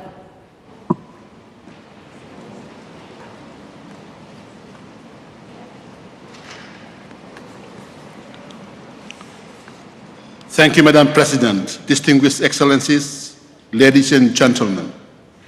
It gives me great pleasure to join this high-level segment of the 26th meeting of the Conference of the Parties to the United Nations Framework on Climate Change. And on behalf of the people of the Republic of Vanuatu, I have the distinct privilege of representing them here. I express our government appreciation to the government of the United Kingdom through the leadership of the COP presidency for hosting COP26 meeting here in Glasgow this year, despite the prevailing COVID situation. Mr. President, Madam President, I stand before you today concerned at my core about the onslaught of this climate emergency, a crisis that is devastating the nation of Vanuatu, taking with it our livelihoods, our natural resources, our territorial integrity, our cultural identities, our human rights, and even our lives. The recent IPCC special report has highlighted that the world is moving towards a rising temperature of 3 degrees Celsius, and that Vanuatu, as a small island developing state, will continue to face natural disasters, sea level rise, droughts, and ocean acidification. Therefore, as a small island nation, climate change remains the greatest threat to achieving our sustainable development goals. Even though we are not a major contributor of greenhouse gases, we are committed to working with the international community to redouble our efforts to reduce the rise in global temperatures so that by 2030, 100% of our electricity will be generated by renewable and sustainable energy. This effort is part of our national determined contributions. Implementation mechanisms of the agreement needs to trigger drastic and serious actions such as setting a moratorium on new coal mines and new fossil fuel extraction. Vanuatu urges parties to have new and updated NDCs that represent the highest possible ambition. There must be the highest levels of pressure applied to parties who have not brought their NDCs in line with 1.5-degree pathways. We urge parties to reach a consensus in the discussions for common timeframes of the NDC. Article 6 of the Paris Agreement is an item of great importance, and Vanuatu would like to see progress on finalization and the operationalization of this article. Increasing ambition on Article 6 will support the implementation and achievements of targets specified in NDCs. Vanuatu's NDC reflects our firm commitment aiming to deliver the Paris Agreement ambitions. This is achievable only through technical and financial support. Vanuatu, however, perceives last week's negotiations deviating away from the Paris Agreement mandate on Article 6. We must push for rapid decarbonization by 2030, starting with the eradication of fossil fuel subsidies, an agreement on no new oil or gas projects in alignment with low-emission development strategies and net zero emissions by 2050. The climate mobilized finance mobilized to support Vanuatu's climate adaptation mitigation and addressing loss and damage is currently woefully insignificant. We implore parties responsible to meet the $100 billion per year commitment they made in 2009, and they reaffirmed this in the Paris Agreement in 2015. Beyond 2026, that baseline amount must expand considerably to meet costs that will be in the trillions of dollars. Loss and damage is here and now, and the UNFCCC mechanisms are not delivering.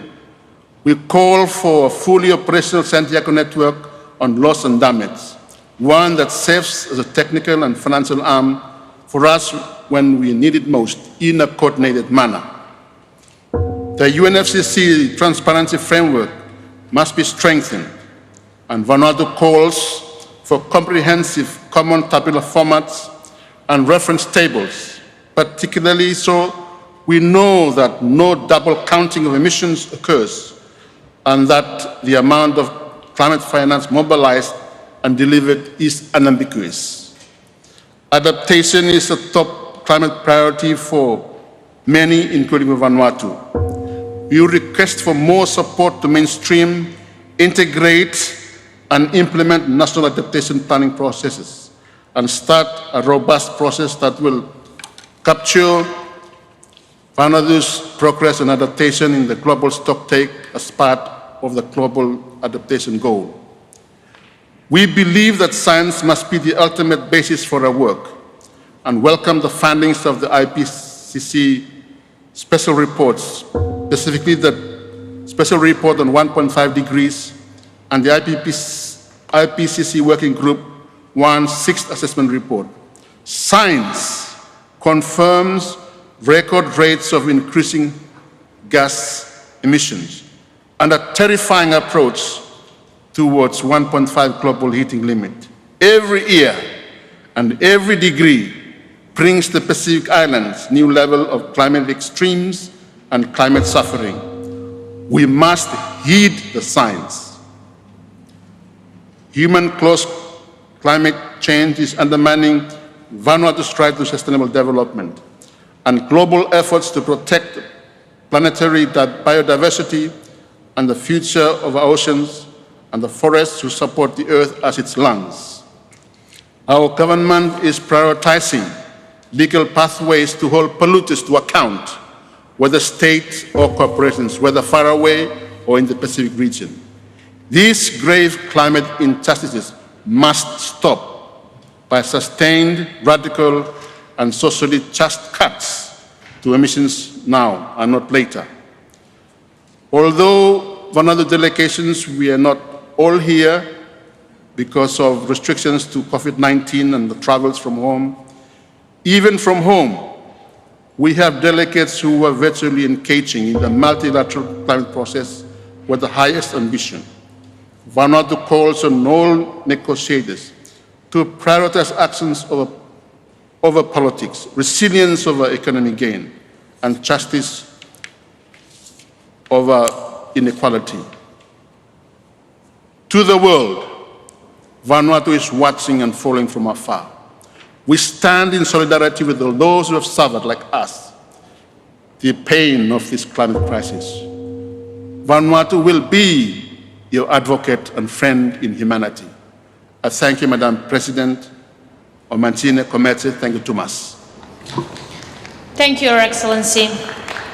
It is my pleasure to welcome His Excellency Mr. Maxim Yermalovich, Ambassador Extraordinary and Plenipotentiary of the Republic of Belarus to the United Kingdom. Your Excellency, you have. Thank you, Madam President. Your Excellencies, ladies and gentlemen, the Republic of Belarus, along with other countries, is implementing international initiatives to combat climate change. Recently, Belarus committed itself to make a new, nationally determined contribution to reducing greenhouse gas emissions. By 2030, the country will reduce emissions by 35%, procuring domestic financial resources for this purpose.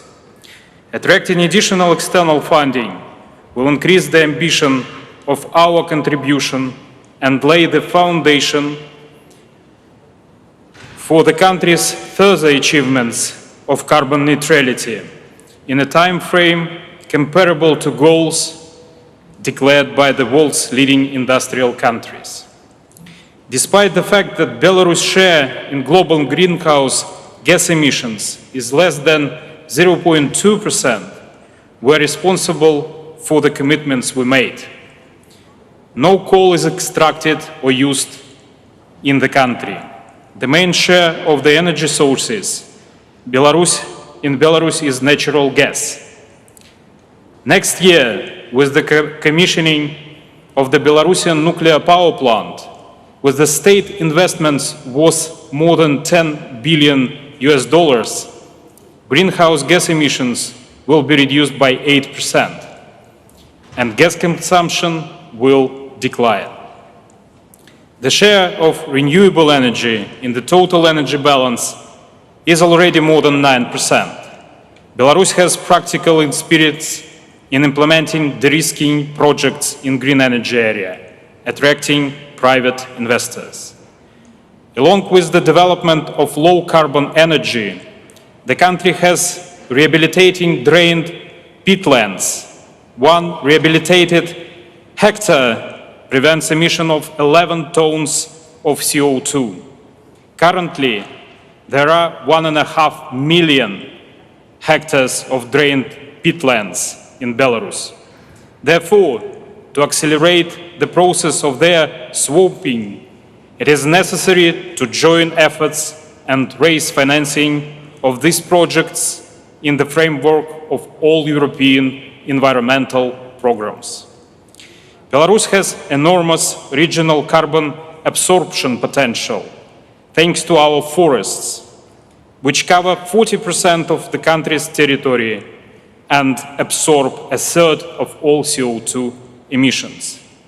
Taking care of forests is not only a state policy, but also a long-established tradition of the Belarusians. Every year, our residents plant 1 million trees with their own hands. We welcome the intentions of the signatories to the COP26 Joint Declaration on Forest and Land Use and share the principles laid down herein, designed to halt the loss of forests in the world. Distinguished delegates, in our world, the environmental well-being and health of every human being should become a top priority of modern international policy. And to address these challenges, countries must work together to combat climate change by bridging the existing political and economical divides. Thank you for your kind attention.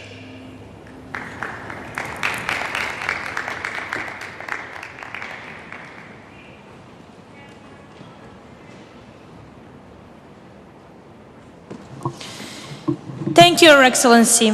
It is my pleasure to welcome Her Excellency Ms. Fenetupova Tuivakano, High Commissioner of Tonga to the United Kingdom. Your Excellency, you have the floor. Mr. President, Excellencies, distinguished delegates, ladies and gentlemen, on behalf of His Majesty, the King, the government, and the people of the Kingdom of Tonga, may I congratulate you, Mr. President, on your assumption of the presidency for the 26th session of the Conference of the Parties, the United Nations Framework Convention on Climate Change. Please be assured of the full support of the Tonga delegation in the critical work that you lead during this important global climate summit. Mr. President, the sixth assessment report of the Intergovernmental Panel on Climate Change is unequivocal in its findings that humans are directly responsible for the observed changes in the climate. These changes will deteriorate with more warming, some more irreversible, and some other effects will have existential ramifications for many of the peoples living on atolls much like the Kingdom of Tonga. Survival from the impacts of climate change is nowhere else the most pressing concern and danger than in small island developing states such as the Kingdom of Tonga. The effects of climate change continue to threaten the environment, land, the ocean, and marine resources upon which the livelihood and existence of our people depend very much on. In Tonga, we have experienced the increased intensity and frequency of tropical cyclones, with 4 tropical cyclones in less than a month during our last cyclone season, sea level rise with an average of 6.4 millimeters per year, higher ocean temperatures, record rates of coastal erosion, overflow, and flash flooding, saltwater intrusion, and increased soil salinization, resulting in the reduction of crop yields, drought and water scarcity in the outer islands where rainwater is the only source of water, and the loss of critical infrastructure, assets, and habitats in coastal areas. The Paris Agreement was a first step by the global community towards ensuring our very survival. We are here now in Glasgow to progress our work under this landmark agreement and to stand in global solidarity, urging all countries to work together to address the challenges and to accelerate actions to tackle the climate crisis. Mr. President, we find little solace in the IPCC report that confirms that the 1.5-degree limit agreed in Paris is still within reach. Let us work together to make it a reality. We have acknowledged the efforts made by all parties that have committed to ambitious climate actions.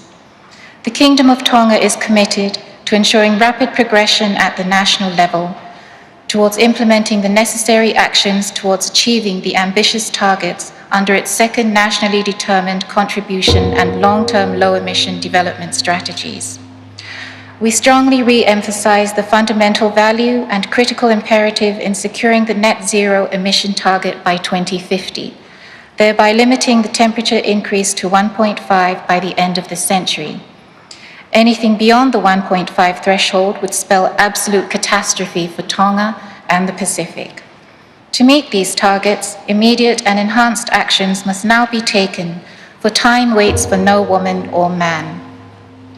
At COP, two important sectors are absent from all of our NDCs, the international shipping and aviation sectors. But we all share a responsibility to ensure these sectors do not cause us to fail to meet our Paris Agreement goals.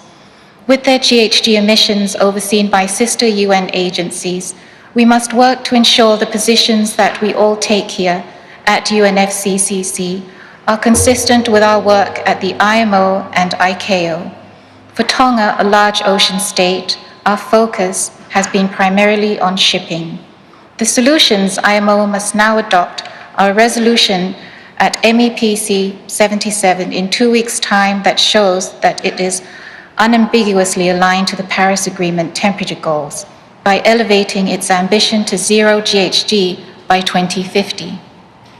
And we must work at MEPC to secure the policy solutions that can achieve that decarbonization. And for this purpose, we strongly support the proposal of the Republic of the Marshall Islands and Solomon Islands for a levy imposed on shipping's GHG emissions from 2025 at the latest. Mr. President, the need to support climate adaptation measures to protect our communities and natural ecosystems is of great urgency. We continue to stress and call on developed countries to keep their promise to mobilize at least $100 billion per annum in climate finance by 2020.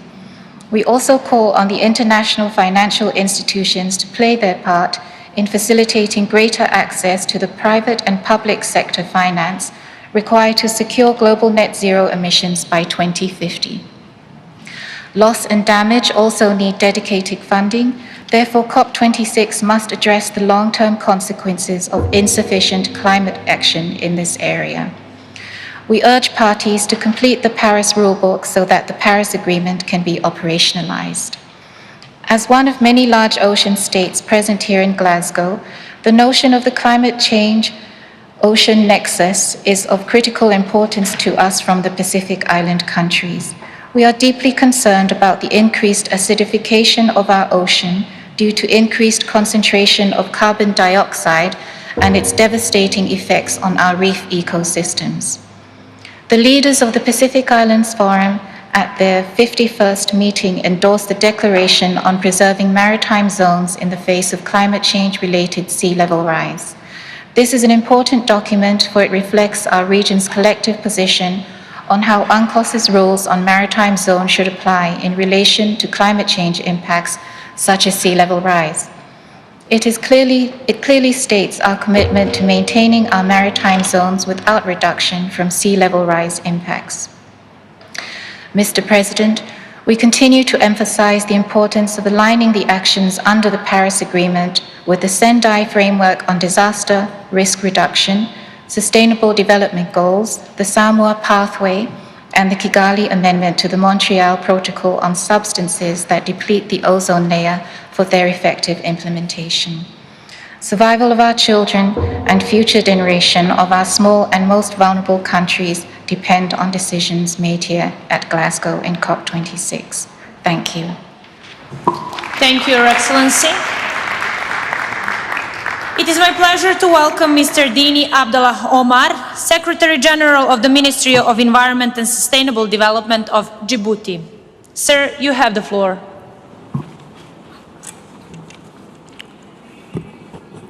Madame la Présidente, Mesdames et Messieurs les délégués, l'année 2001 est marquée par une série de catastrophes naturelles.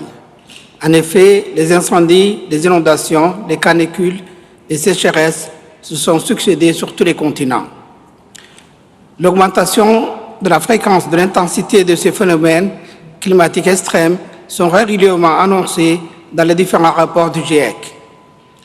Dans le premier volet de son sixième rapport, le groupe d'experts intergouvernemental sur l'évolution du climat indique que le dérèglement climatique touche toutes les régions du monde à un rythme très rapide et qu'il s'intensifie de manière sans précédent. En effet, l'élévation de la température de l'air et de l'océan, la fonte des glaciers ou la hausse du niveau des mers s'aggrave à un rythme et avec une ampleur sans précédent depuis des millénaires.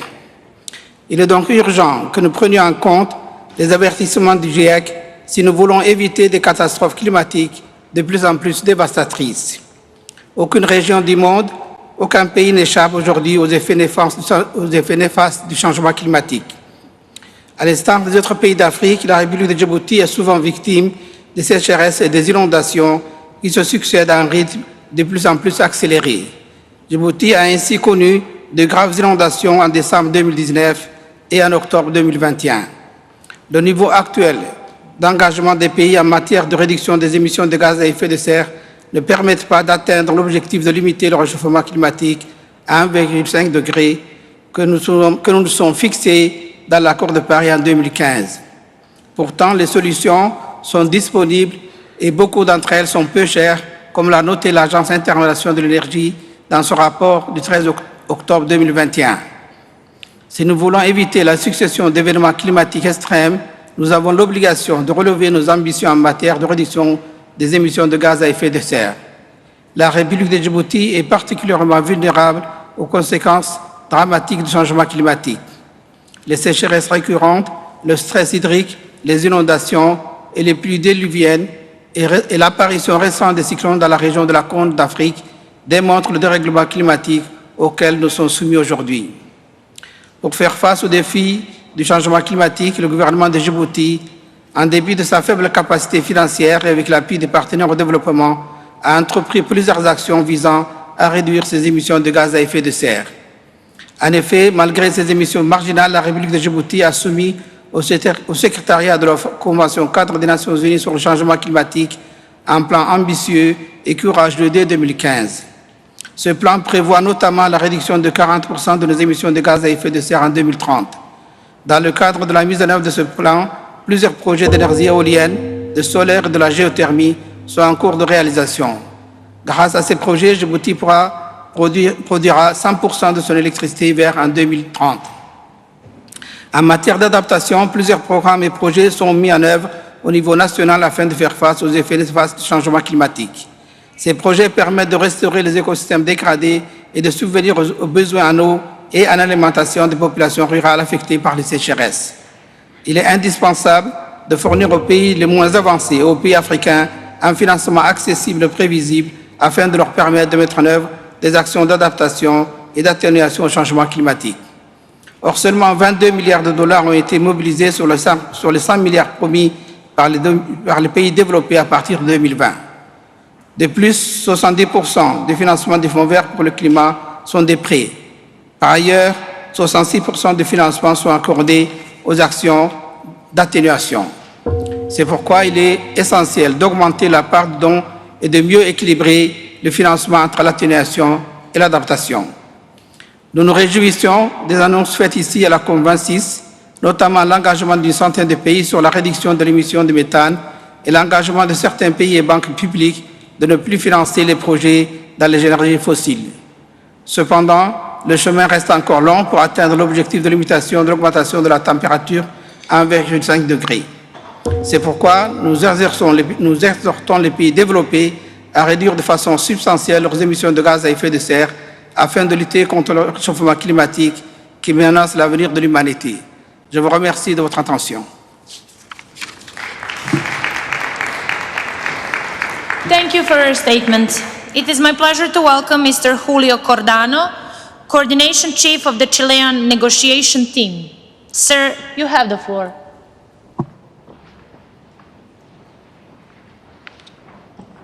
Muchas gracias, señora presidenta. Mari Compuche. Chile ha cumplido con un largo periodo de presidencia de la COP25, enfrentando importantes desafíos asociados a la crisis del COVID. Cayó en nuestra responsabilidad la mantención del proceso bajo la Convención por casi 2 años, a través de medios virtuales y conscientes de que nos enfrentábamos a una agenda de mandatos y brechas de implementación y ambición, como probablemente no se había visto en la historia de la Convención. En este camino nos congratulamos por haber construido una fuerte alianza con la presidencia entrante del Reino Unido, así como con los presidentes de los órganos subsidiarios, con el apoyo constante de la Secretaría de la Convención. Quisiera también realizar un reconocimiento a España por su invaluable apoyo para permitir que la COP25 tuviera lugar en Madrid.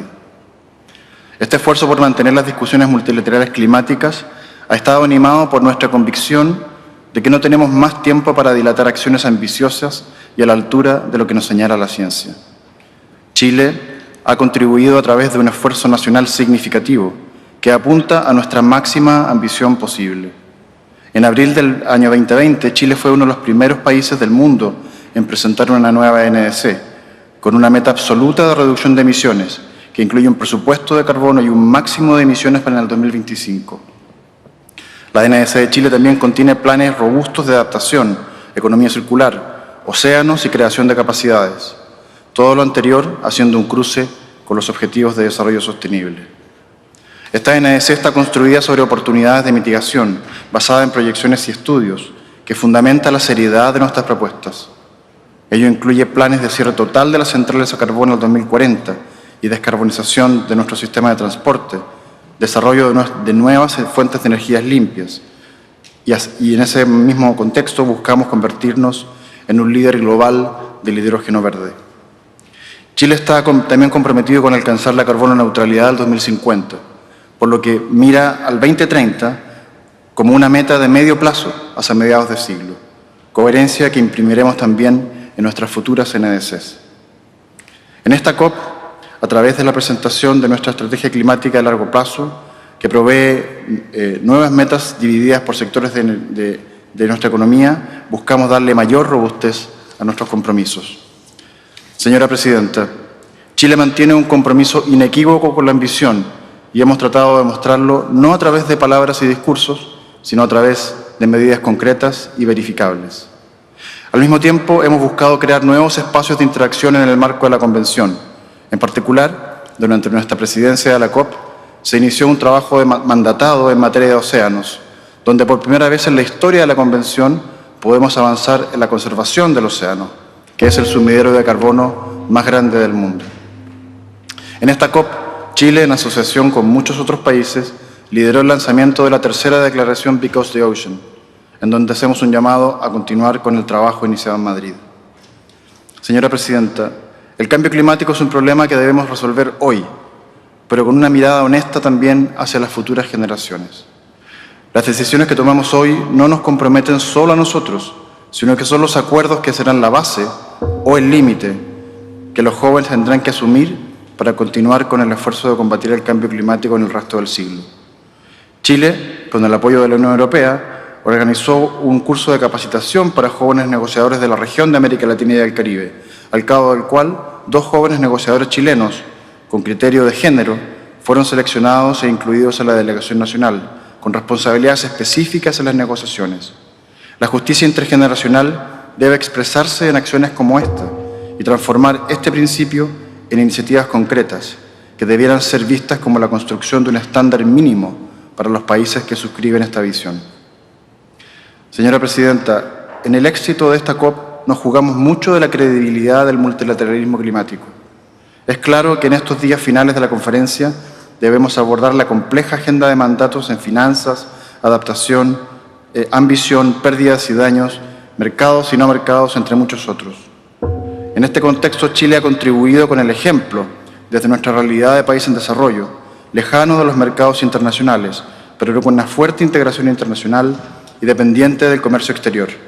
Hemos mostrado cómo se puede avanzar a gran velocidad en la introducción de energías limpias, usando nuestra creatividad y determinación para avanzar hacia una sociedad baja en emisiones y resiliente al clima. Muchas gracias. Thank you for your statement. I now give the floor to China for a right of reply. "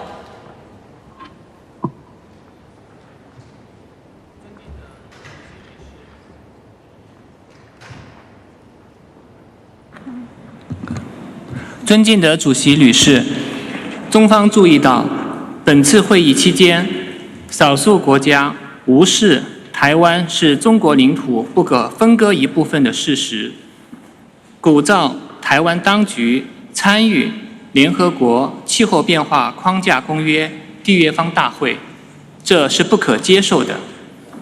1971年第26届联合国大会通过第2758号决议，从政治上、法律上和程序上彻底解决了中国在联合国的代表权问题。联合国各专门机构也遵照联合国宪章及第2758号决议，解决了中国的代表权问题。联合国气候变化框架公约缔约方均为联合国会员国或由主权国家组成的一体化组织。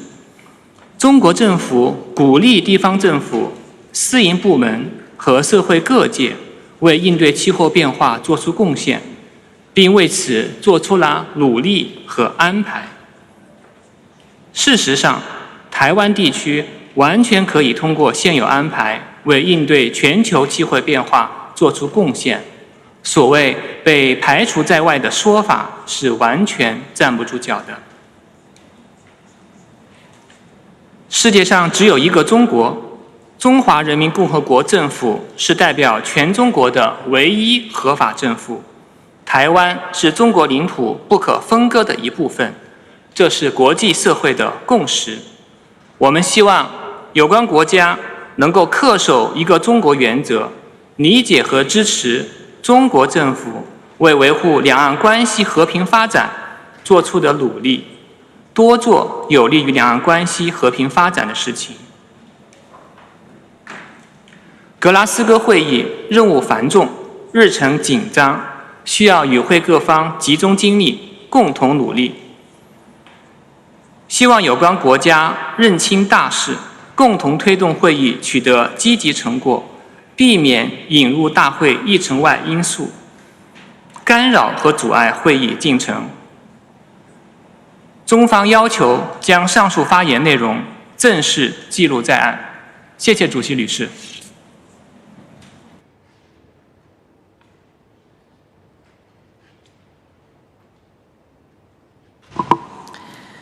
I now give the floor to Armenia for a right of reply.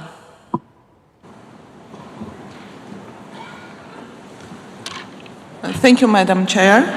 Armenia asked for the floor to reply to the statement by Azerbaijan made earlier today.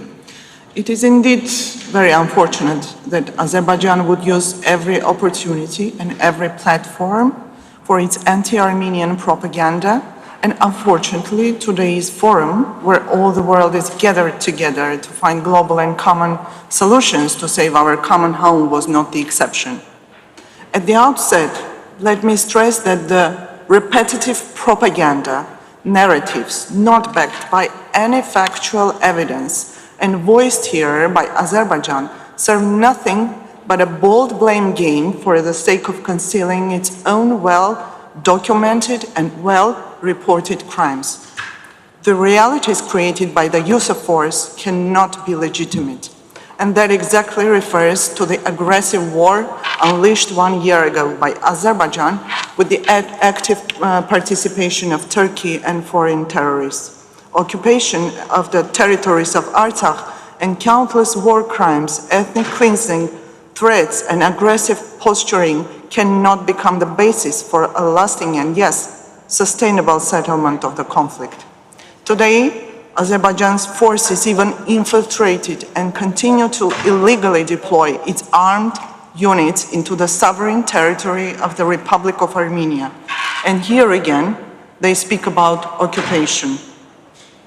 When voicing groundless accusations, Azerbaijan very conveniently forgets that exactly 1 year ago, during its aggressive war against Artsakh, Azerbaijan used internationally banned weapons, including chemical ones, aimed at targeting not only civilians, but also beautiful forests of the large area, causing massive forest fires and creating environmental disasters in place. First, they bombed and destroyed the unique national parks and areas with its unique flora and fauna, included in the region's red list of plant and animal species. Then they invite international agencies and donors to invest in the cause of preservation of the same areas and species of what is left from it. We call on the international community to step up its efforts to prevent such irresponsible, inhumane behavior.